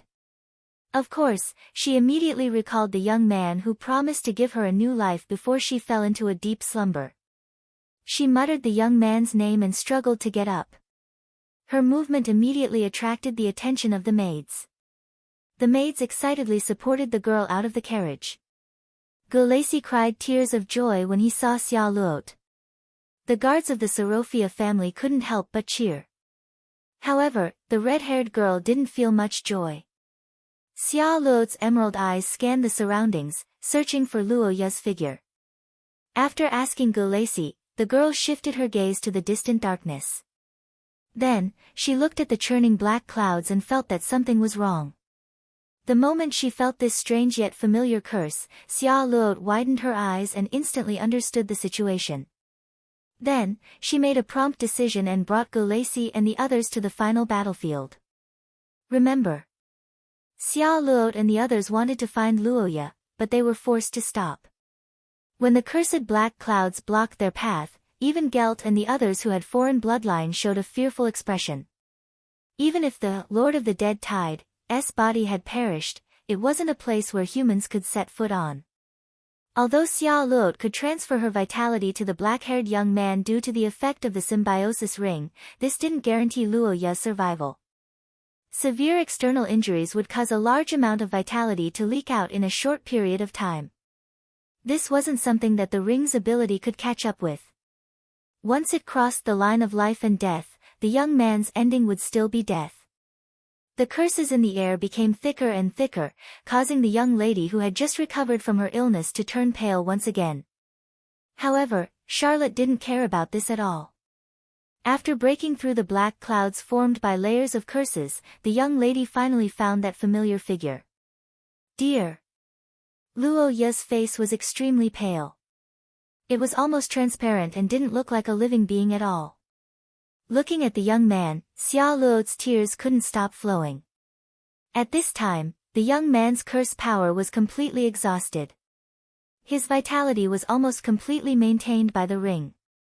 Even the fluctuation of his curse power had disappeared. However, this wasn't the most important thing. The most important thing was Luoya's physical condition. After defeating the Lord of the Dead Tide, Luoya's curse power was completely exhausted. Without the curse power, the young man couldn't stop the bleeding and the passage to the ancient gods was closed. In fact, when Xia Luot checked, the young man's blood had less than a third left. When she realized this fact, the red-haired girl almost broke down. Even if it was a high-level extraordinary, losing half of their blood would be life-threatening. Now that Luoya only had a third of his blood left, it was almost certain that he would die. Originally, Xia Luot wanted to bring the young man out for treatment. However, after checking Luoya's condition, this idea was immediately dismissed. Because Luoya could die from a bump and there wasn't enough time. Biting her lips, the red-haired girl thought hard. After a while, she seemed to have thought of something. She stretched out her hand and cut open her wrist. The black-haired young man was in danger. In the end, the root cause was excessive blood loss. In this case, the effect of a direct blood transfusion was far better than some curses. Moreover, there was no need to worry about the problem of blood type. The rejection of the blood was what Xia Luot was most worried about. Once it happened, not only Luoya, but even Xia Luot would be implicated. There was even a risk that the young man's king's blood would reverse the process and destroy his blood. Originally, this was something the girl absolutely couldn't do. However, in order to save Luoya's life, Xia Luot resolutely chose to try.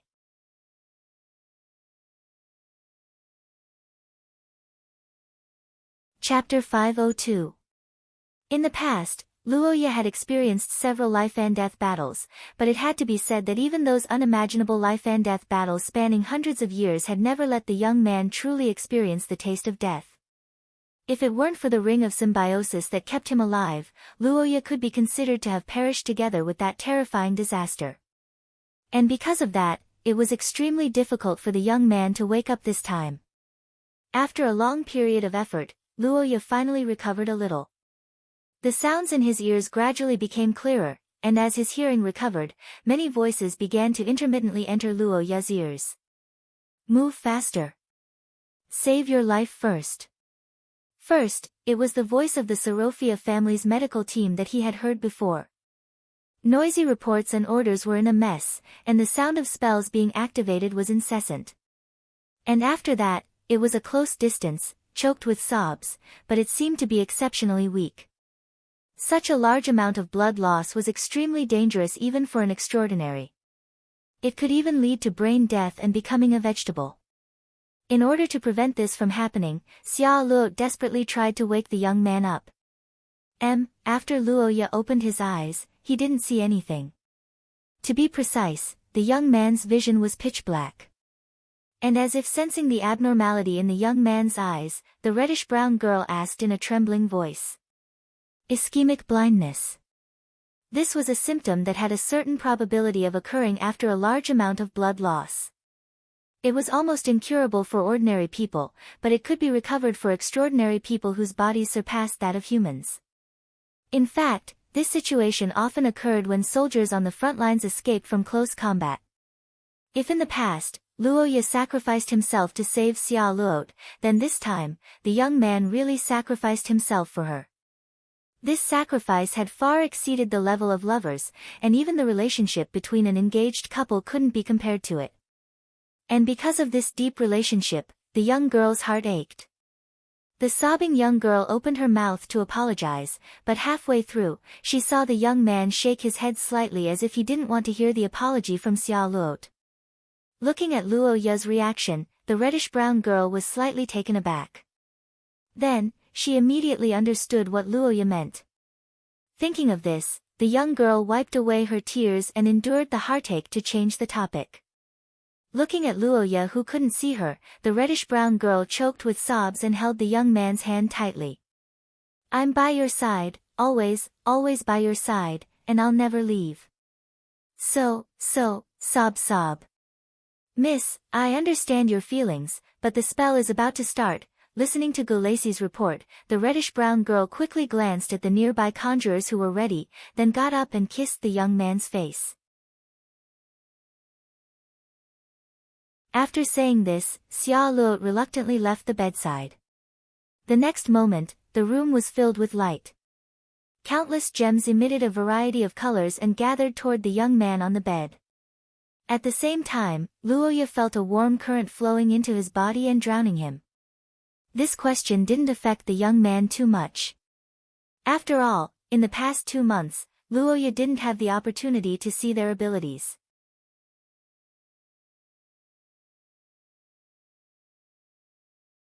Chapter 503.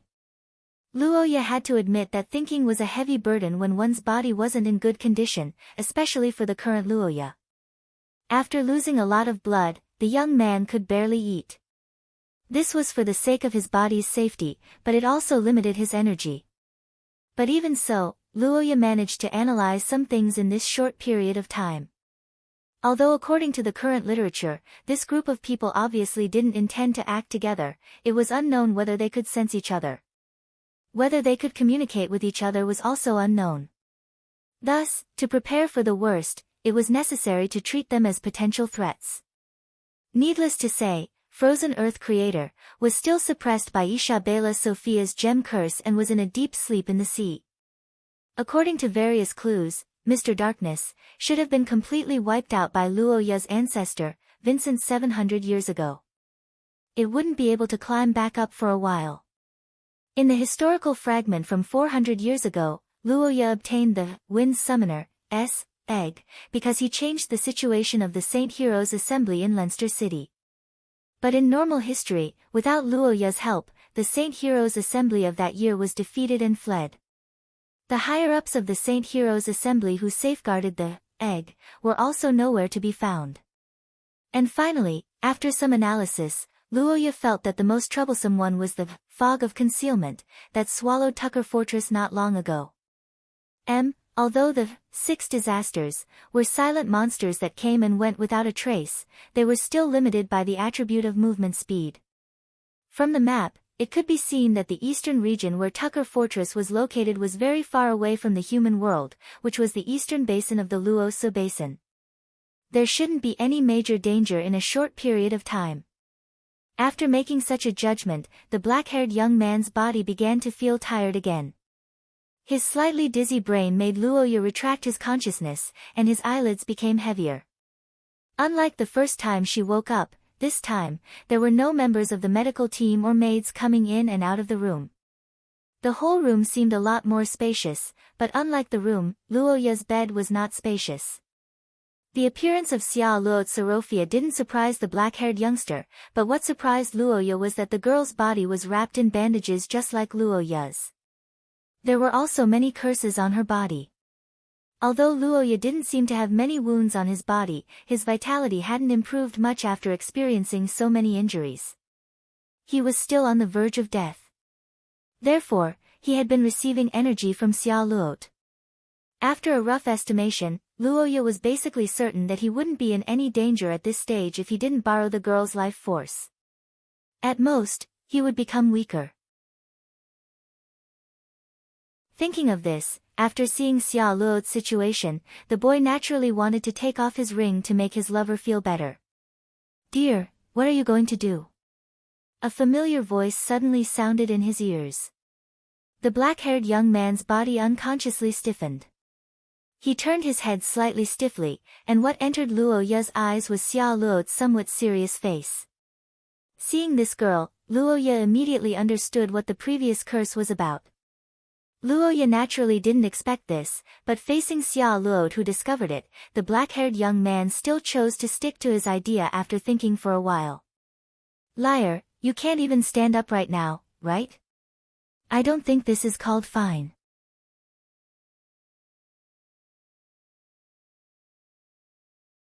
Chapter 504. Although the Sorofia family has now become one of the most famous families in Xia, in fact, they don't know much about themselves. Relying on the bloodline intuition of the Highland Elves, the Sorofia family achieved great success in business and was now the richest family in Xia. However, after this trip, the Sorofia family only knew that their ancestors were Highland Elves. But even so, they still didn't know the position of the Highland Elves in Xia, such as their relationship with the 6 calamities. Yes, this is the duty of the Highland Elves in ancient times and the reason why the gem curse can suppress the 6 calamities. Well, the curse of the Lord of the Dead Tide might not be an accident. In the worst case, not only the Lord of the Dead Tide, but the other 6 calamities might also attack you in the future. On the bed, the black-haired young man told Charlotte the information he had just learned and the analysis he had derived from it.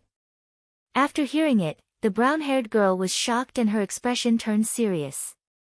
Her eyes flashed, and it was obvious that she had thought of many things that she didn't understand in the past. Now that she heard Luoya's explanation and knew that the Highland Elves' bloodline could suppress the 6 calamities, everything seemed reasonable. However, the girl was also a little confused. Although this was an important matter, it didn't seem necessary to mention it when they were talking about the next generation, right? You can say that. Although only one bloodline can be awakened, whether it's the Highland Elves' bloodline or the King's chosen bloodline, the suppression effect on the 6 calamities is very obvious. And the combination of the two may produce some unprecedented changes.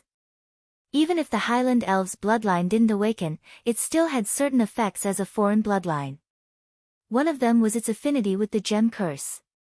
In other words, if the child of Luoya and Xia Luo awakened the King's chosen bloodline, then there might be a person with the crown, source substance and the ability to use the high-grade gem curse.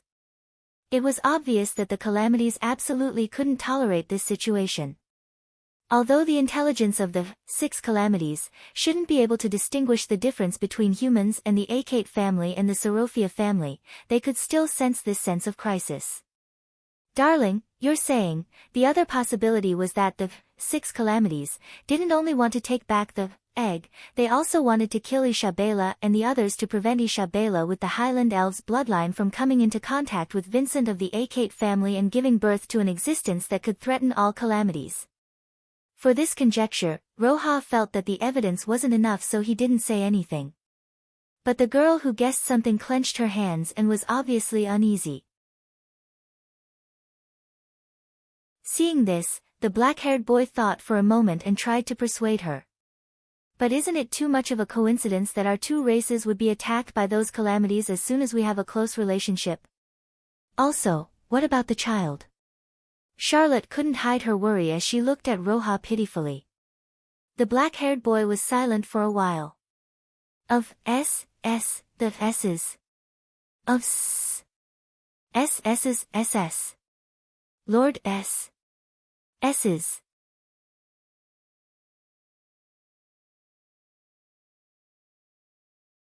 Chapter 505. Whether it was in Luoya's previous life or in Xia's life, the side effects of the potion were one of the important criteria to judge the quality of a potion. Looking at the blushing girl in front of him, Luoya's brain quickly heated up. He didn't expect the Blissful strong resuscitation potion type 4 to have such an effect. However, after thinking about it carefully, he was somewhat relieved. Then, which function had deteriorated the most? When a person was sick, their energy would be weak, and they wouldn't have those messy thoughts. This could be said to be basic knowledge. In Xia Luo's case, she had been in a state of near death for a long time. In order to conserve energy, her body would naturally shut down some functions that wouldn't pose a threat to her life. The reproductive function was the most obvious one. In fact, after that night with Luoya, the two of them hadn't done it again. It wasn't that there was a problem with their relationship, but it was that their bodies didn't allow it. They simply didn't have that kind of impulse. Now, with a bottle of potion, along with the recovery of the body, it was normal for the instinctive part of life to become active again. Dear, it's so hot inside. Looking at the blushing elf girl, Luoya took the initiative to open his mouth and took the task. At the same time, he slightly sighed. Originally, Be on the Lookout strong resuscitation potion type 4 was given to Xia Luo by Luoya. Because the girl trusted Luoya, she didn't test the ingredients in advance. Now that there was a problem with the side effects, Luoya naturally had to solve it. At this moment, the black-haired young man finally understood what a complete set was and what a chain of consumption was.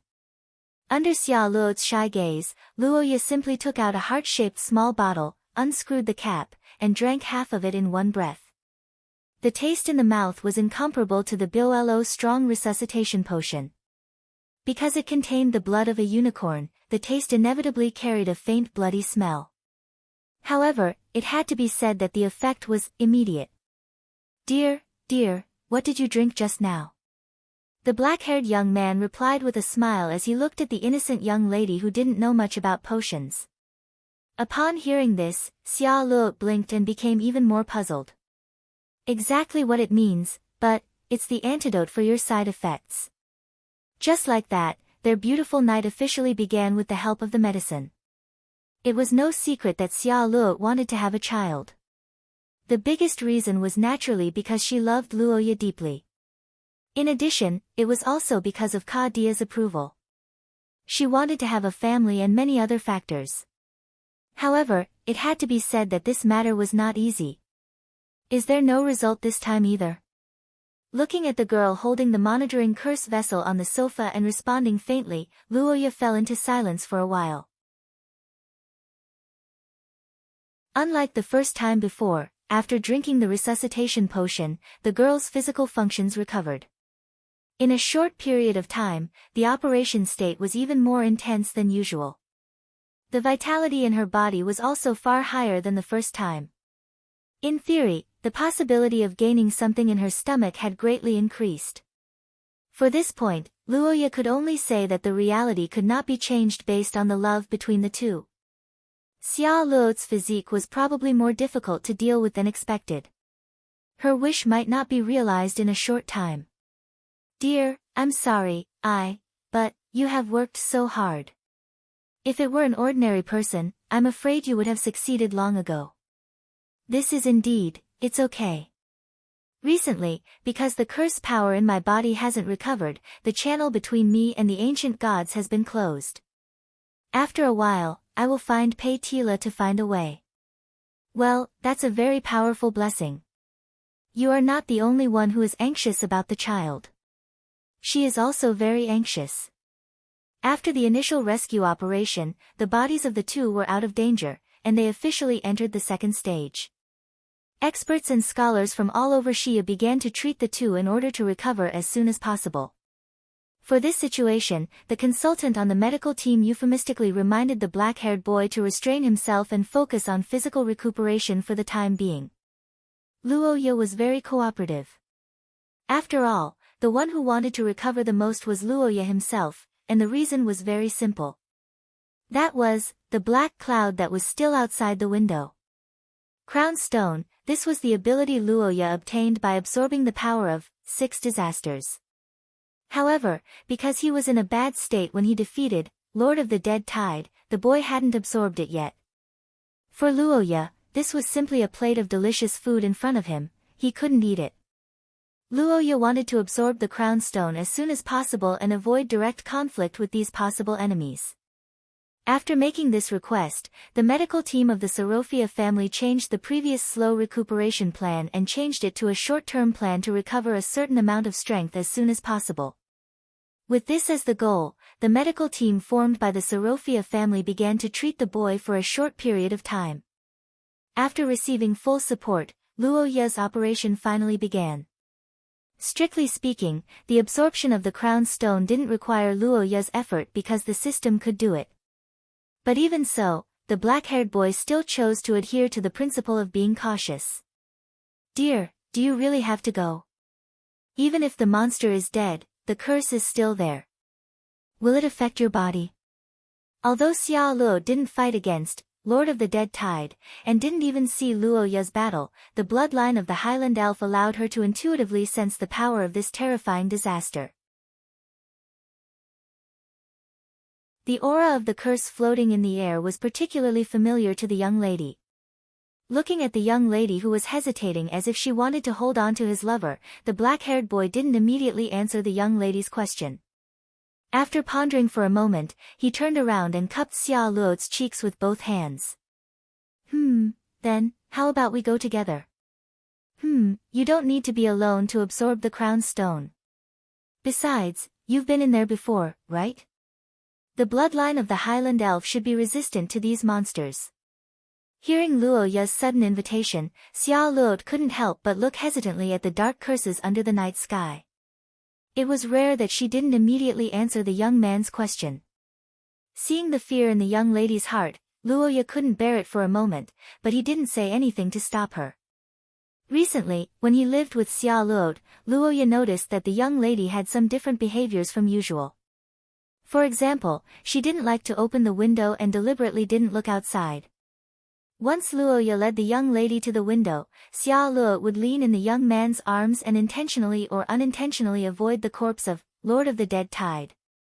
Now that Mother Goddess had begun to awaken frequently, the 6 disasters were also activated.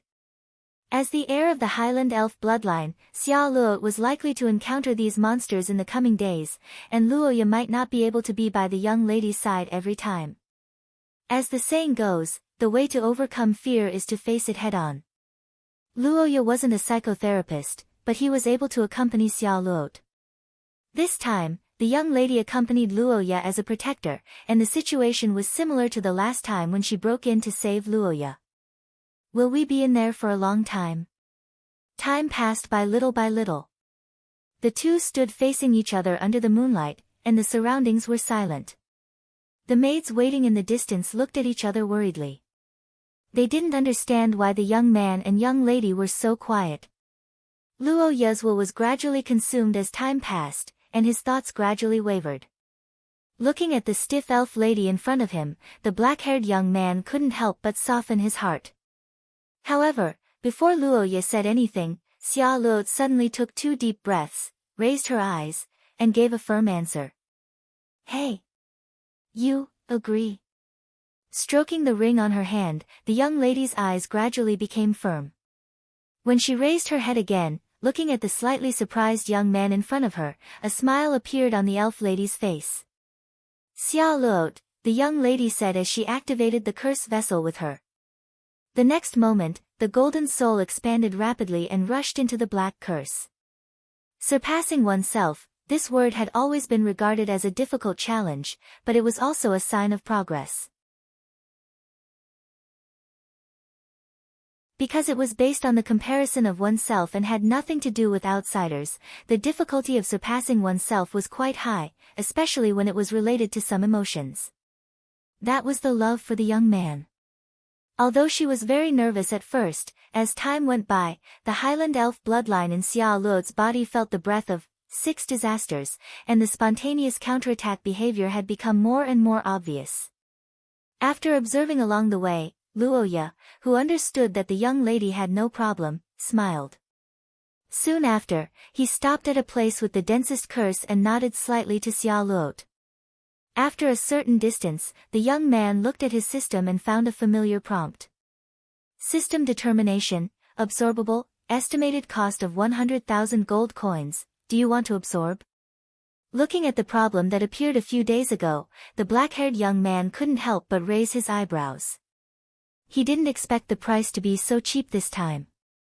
Before, whether it was Frozen Earthmaker or Wind Summoner, they were all absorbed by Luoya when they were still alive. They had a certain level of self-consciousness, so naturally, they would resist. But this time, Lord of Dead Tide was completely destroyed by Luoya. It was equivalent to collecting a corpse, so the price was reasonable. Ding! Collecting mutant, the golden soul that sensed the power of 6 disasters, shined brightly and firmly protected Xia Luo. On Luoya's side, the surging darkness gathered around him and gradually swallowed him. For Luoya, this was a familiar feeling from the previous 2 absorption, so the young man was very calm. However, what he didn't expect was that after the system began to operate, something that he had never seen before suddenly appeared in his mind.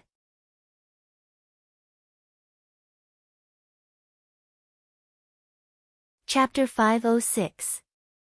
In the past, Luoya never thought that there would be any unexpected gains from absorbing the 6 calamities.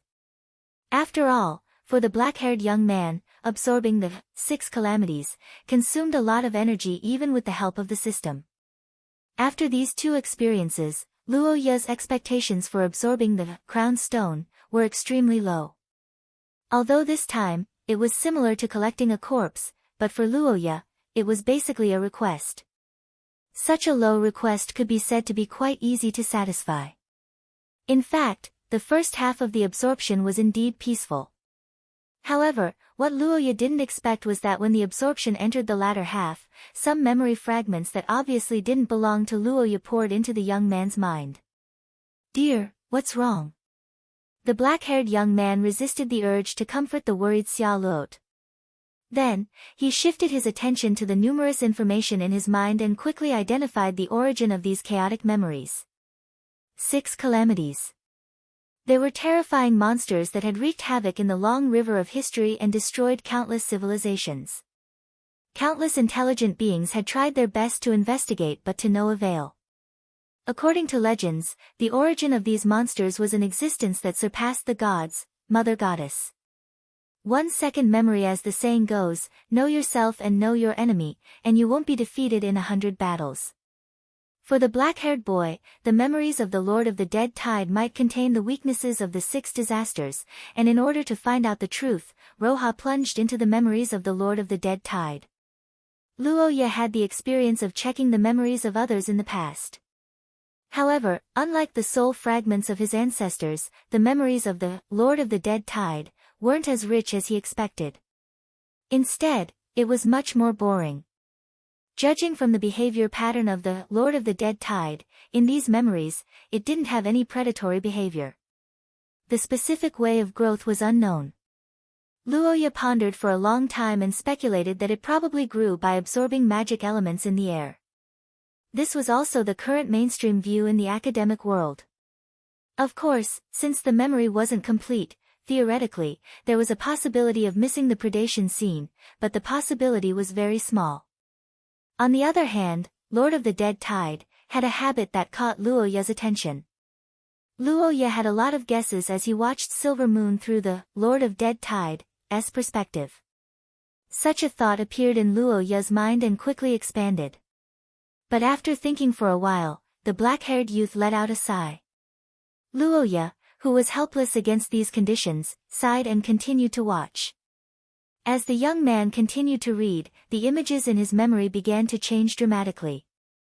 What was going on? 6 disasters are still in confinement? From the scenery just now to the current darkness, the Lord of the Dead Tide's memory seemed to be in reverse order. In other words, this should be the Lord of the Dead Tide's memory before it left the ruins. These confinement memories were especially depressing for Luoya. Moreover, there were so many of them that the young man's enthusiasm couldn't help but fade. As time passed, the young man's viewing experience became worse and worse. However, due to the crown stone, Luoya couldn't take the initiative to stop it.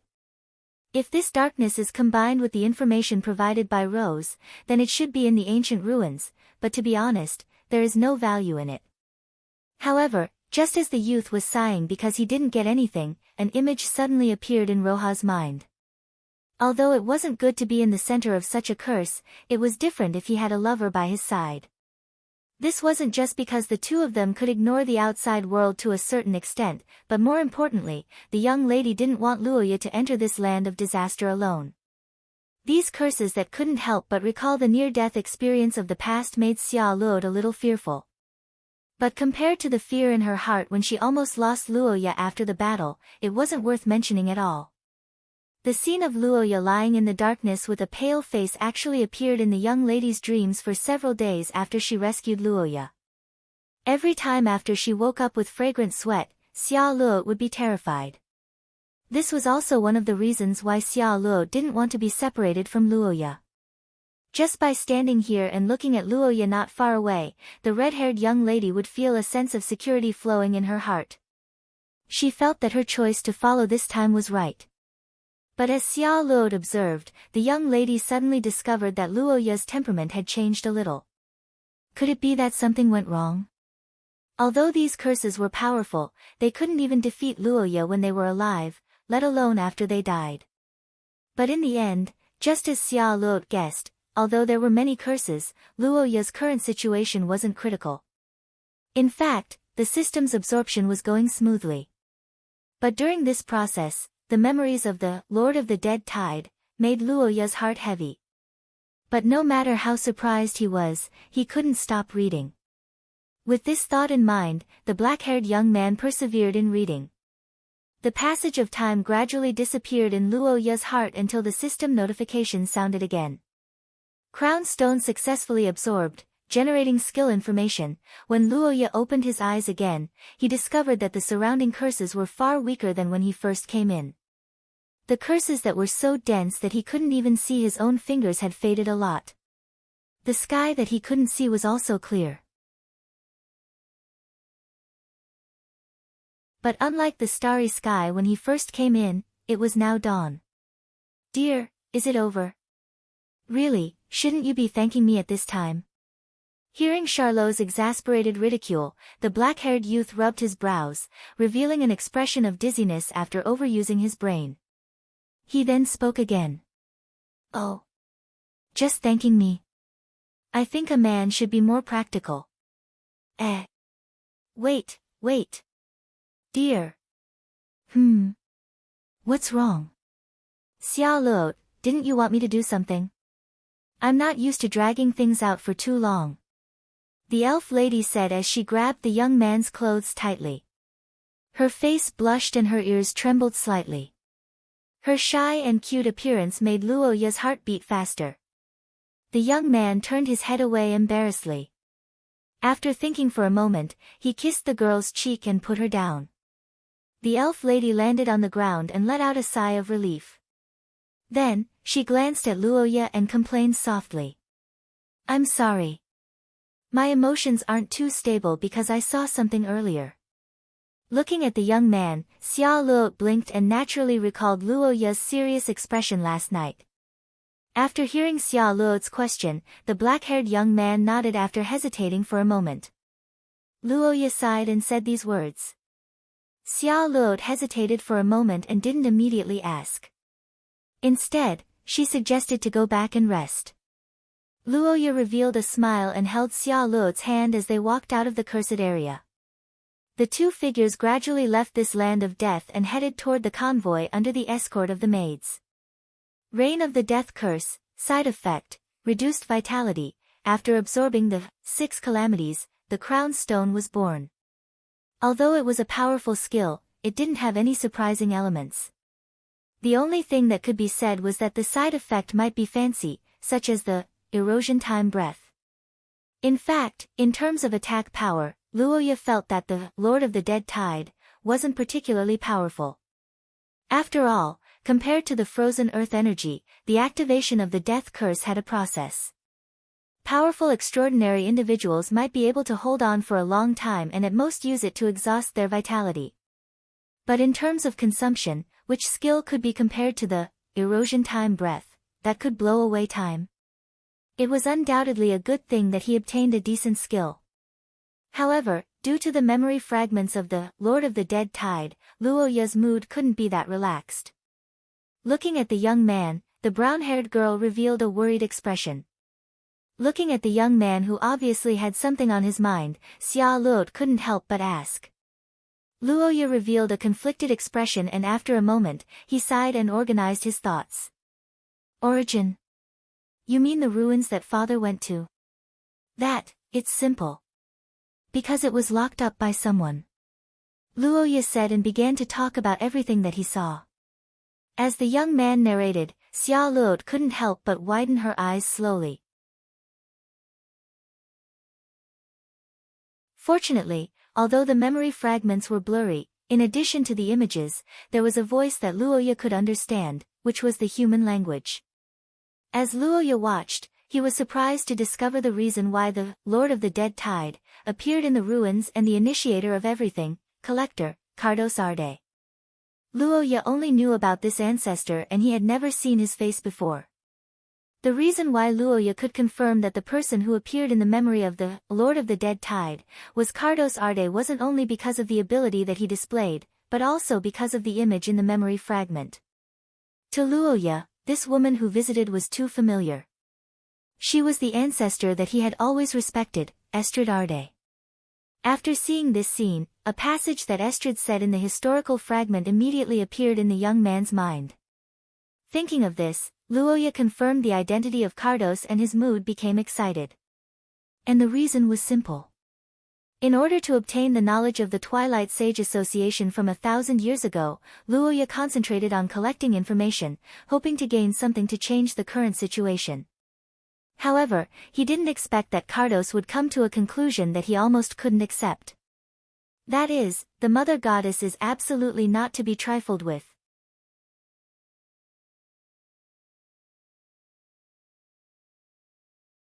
Chapter 507.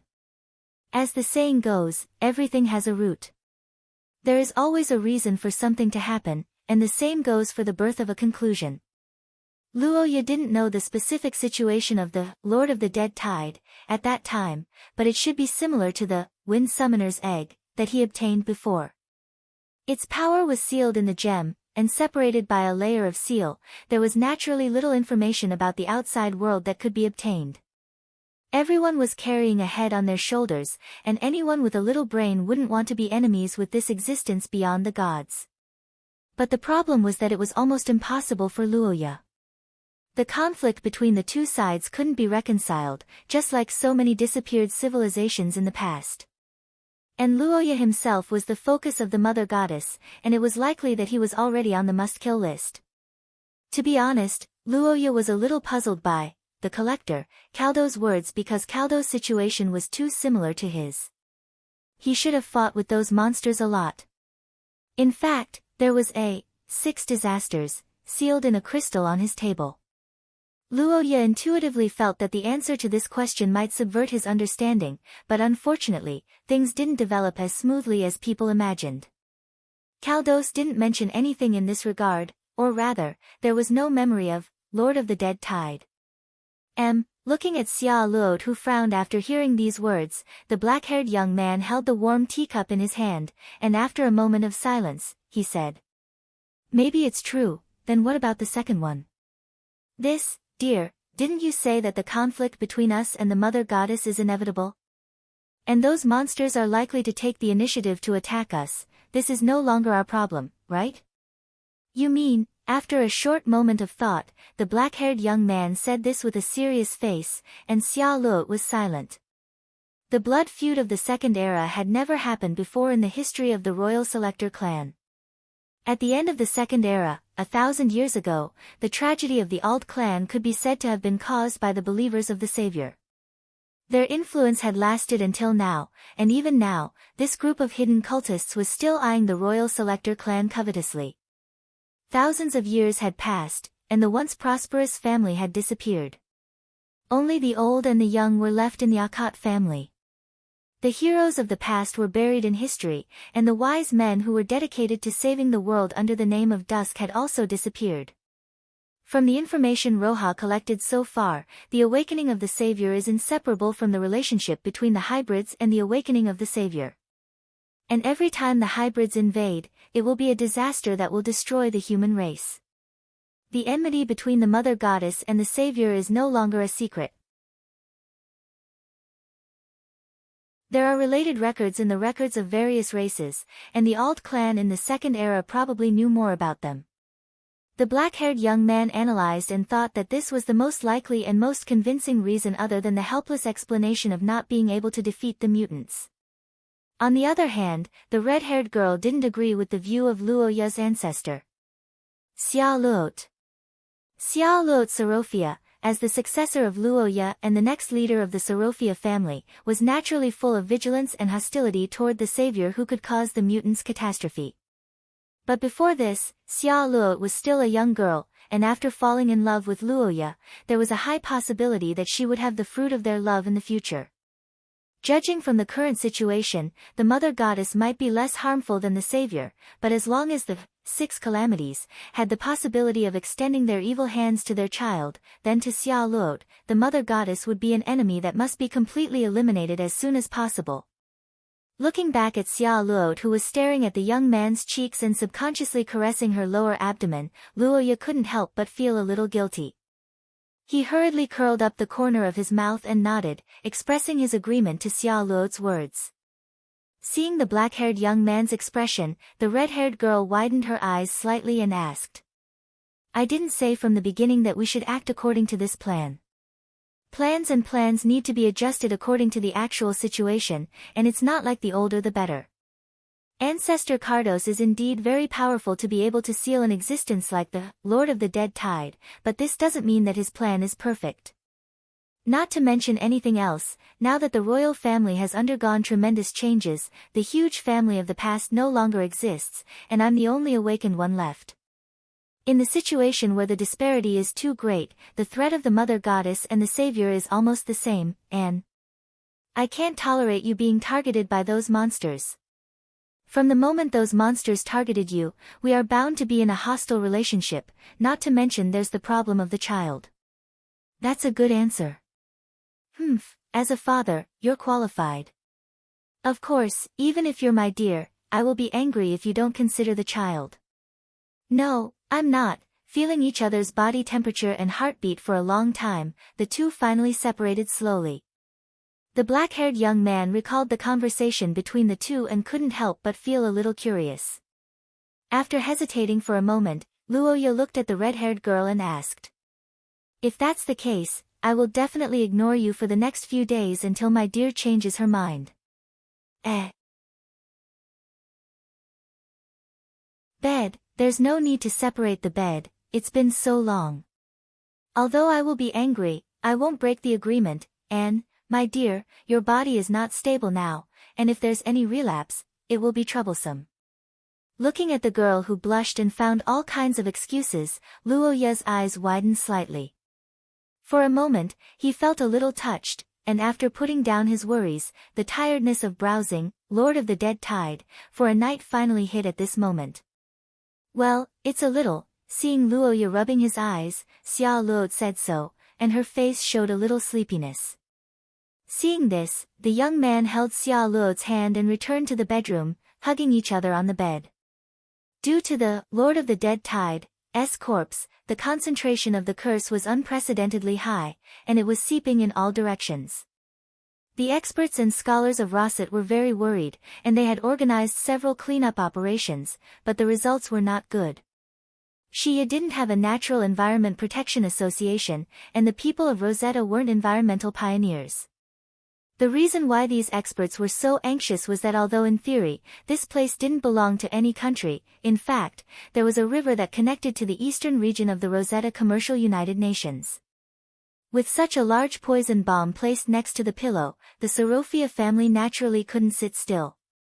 Fortunately, everything was resolved when Luoya absorbed the crown stone. However, what puzzled the experts and scholars was that after Luoya used some unknown method to greatly reduce the curse, the order to evacuate was suddenly issued. One of the reasons for this was that the land contaminated by Lord of the Dead Tide had turned into a land of death, and it was useless to clean it up. The other reason was for safety.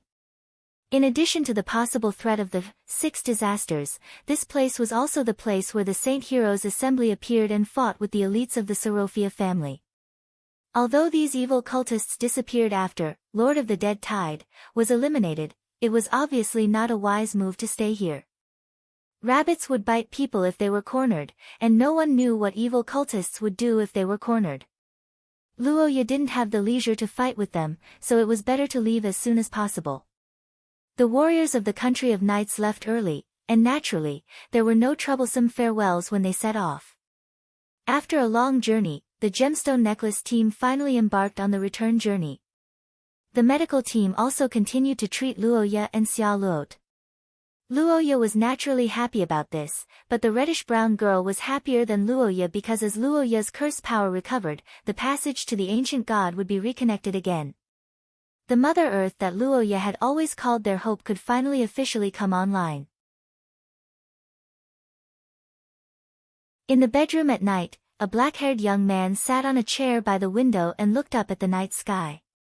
In the young man's arms, a blushing Miss Elf was sleeping soundly on Luoya's chest. The bed behind them was a mess. In the past few days, Luoya and the reddish-brown girl's lovey-dovey frequency was very high, and the reason was very simple.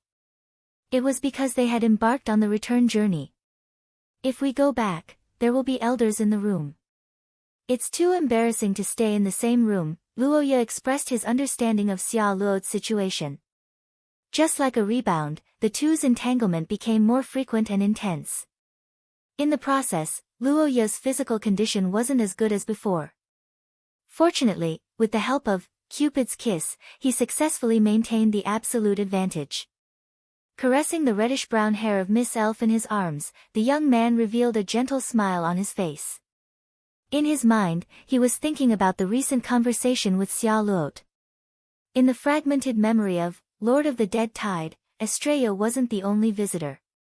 Before Estrella's memory, many people had visited Caldos. Many of them were members of the Twilight Sage Association who were obviously of foreign bloodlines. And the one who left the deepest impression on this disaster monster was one of them. After listening carefully, Luoya was sure that the two were talking about the savior according to the sporadic words in the conversation. Luoya was naturally interested in this part of the conversation, but to be honest, this topic wasn't rare at that time. However, Luoya didn't expect to hear a familiar name in the conversation. Gulan Daer.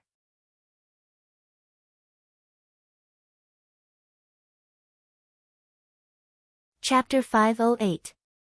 In Shia's long history, the giants were actually a relatively mysterious race. Unlike the witches, the reason why the giants were mysterious was not that they were secretive in their actions, nor was it that they were far away from the crowd, but simply that they had disappeared early. Nothing could wear away everything more than time. Even if the giants had a glorious history, even if they were once the overlords of other races, they were still so vulnerable in the face of the long river of time. After thousands of years, there were not many records of the giants left. Even the Arde family, who knew a lot of history, would not know the name of the Gulan Daer unless they had done a detailed investigation. In fact, the descendants of the giants in the country of knights had a lot of misunderstandings about their ancient ancestor.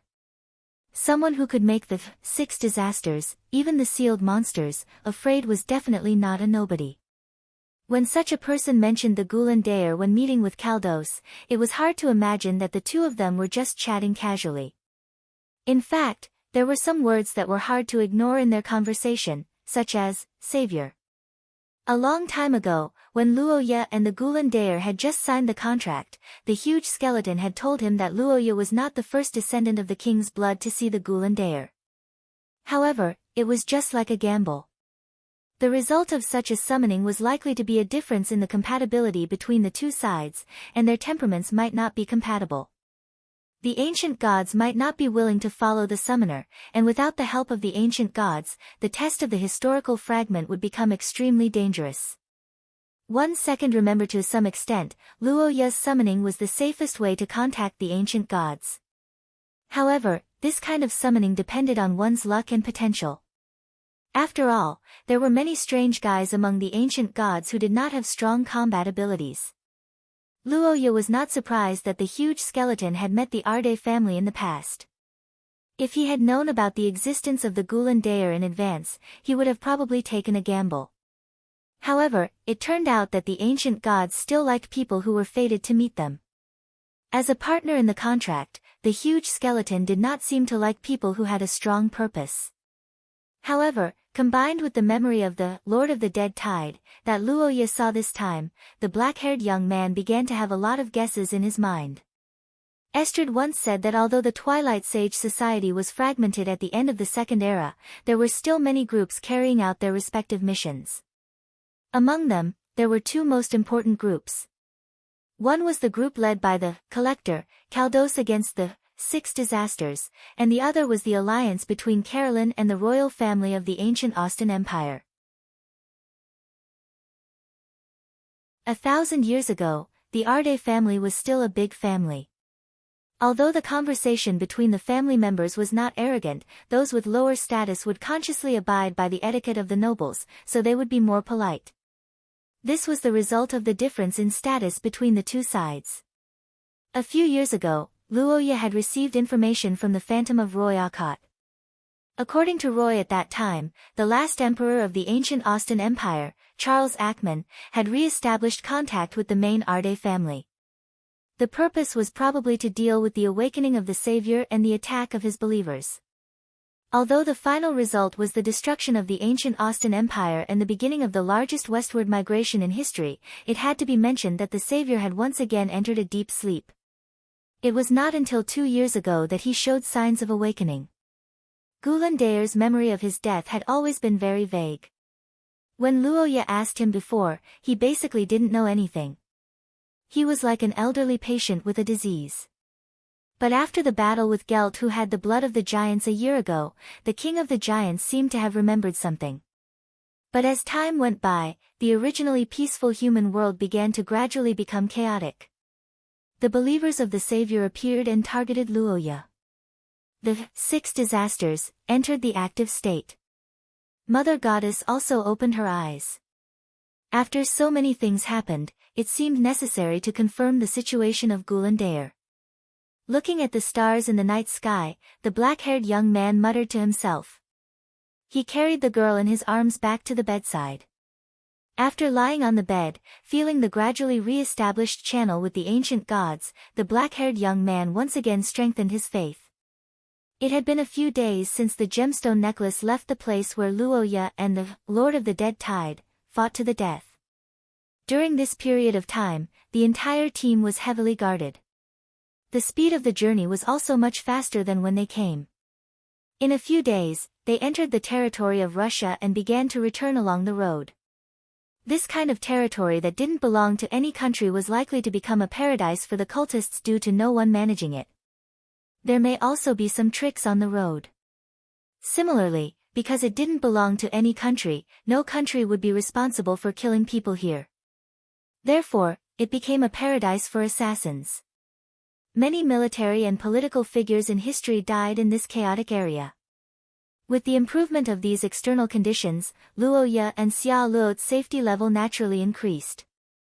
After entering the territory of Russia, the curse circuit in the black-haired young man's body had basically returned to normal, and the channel with the ancient gods could be opened. Of course, meeting with the ancient gods like this had to be done one by one. The young man hesitated for a long time before he felt that the conversation between Luoya and Gulandair should be between the two of them. This was Luoya's respect for Gulandair and also his gratitude for fighting side by side with him. But what the black-haired young man didn't expect was that before he thought about how to inform Xia Luo of this decision, the red-haired girl proposed it herself. "Hey!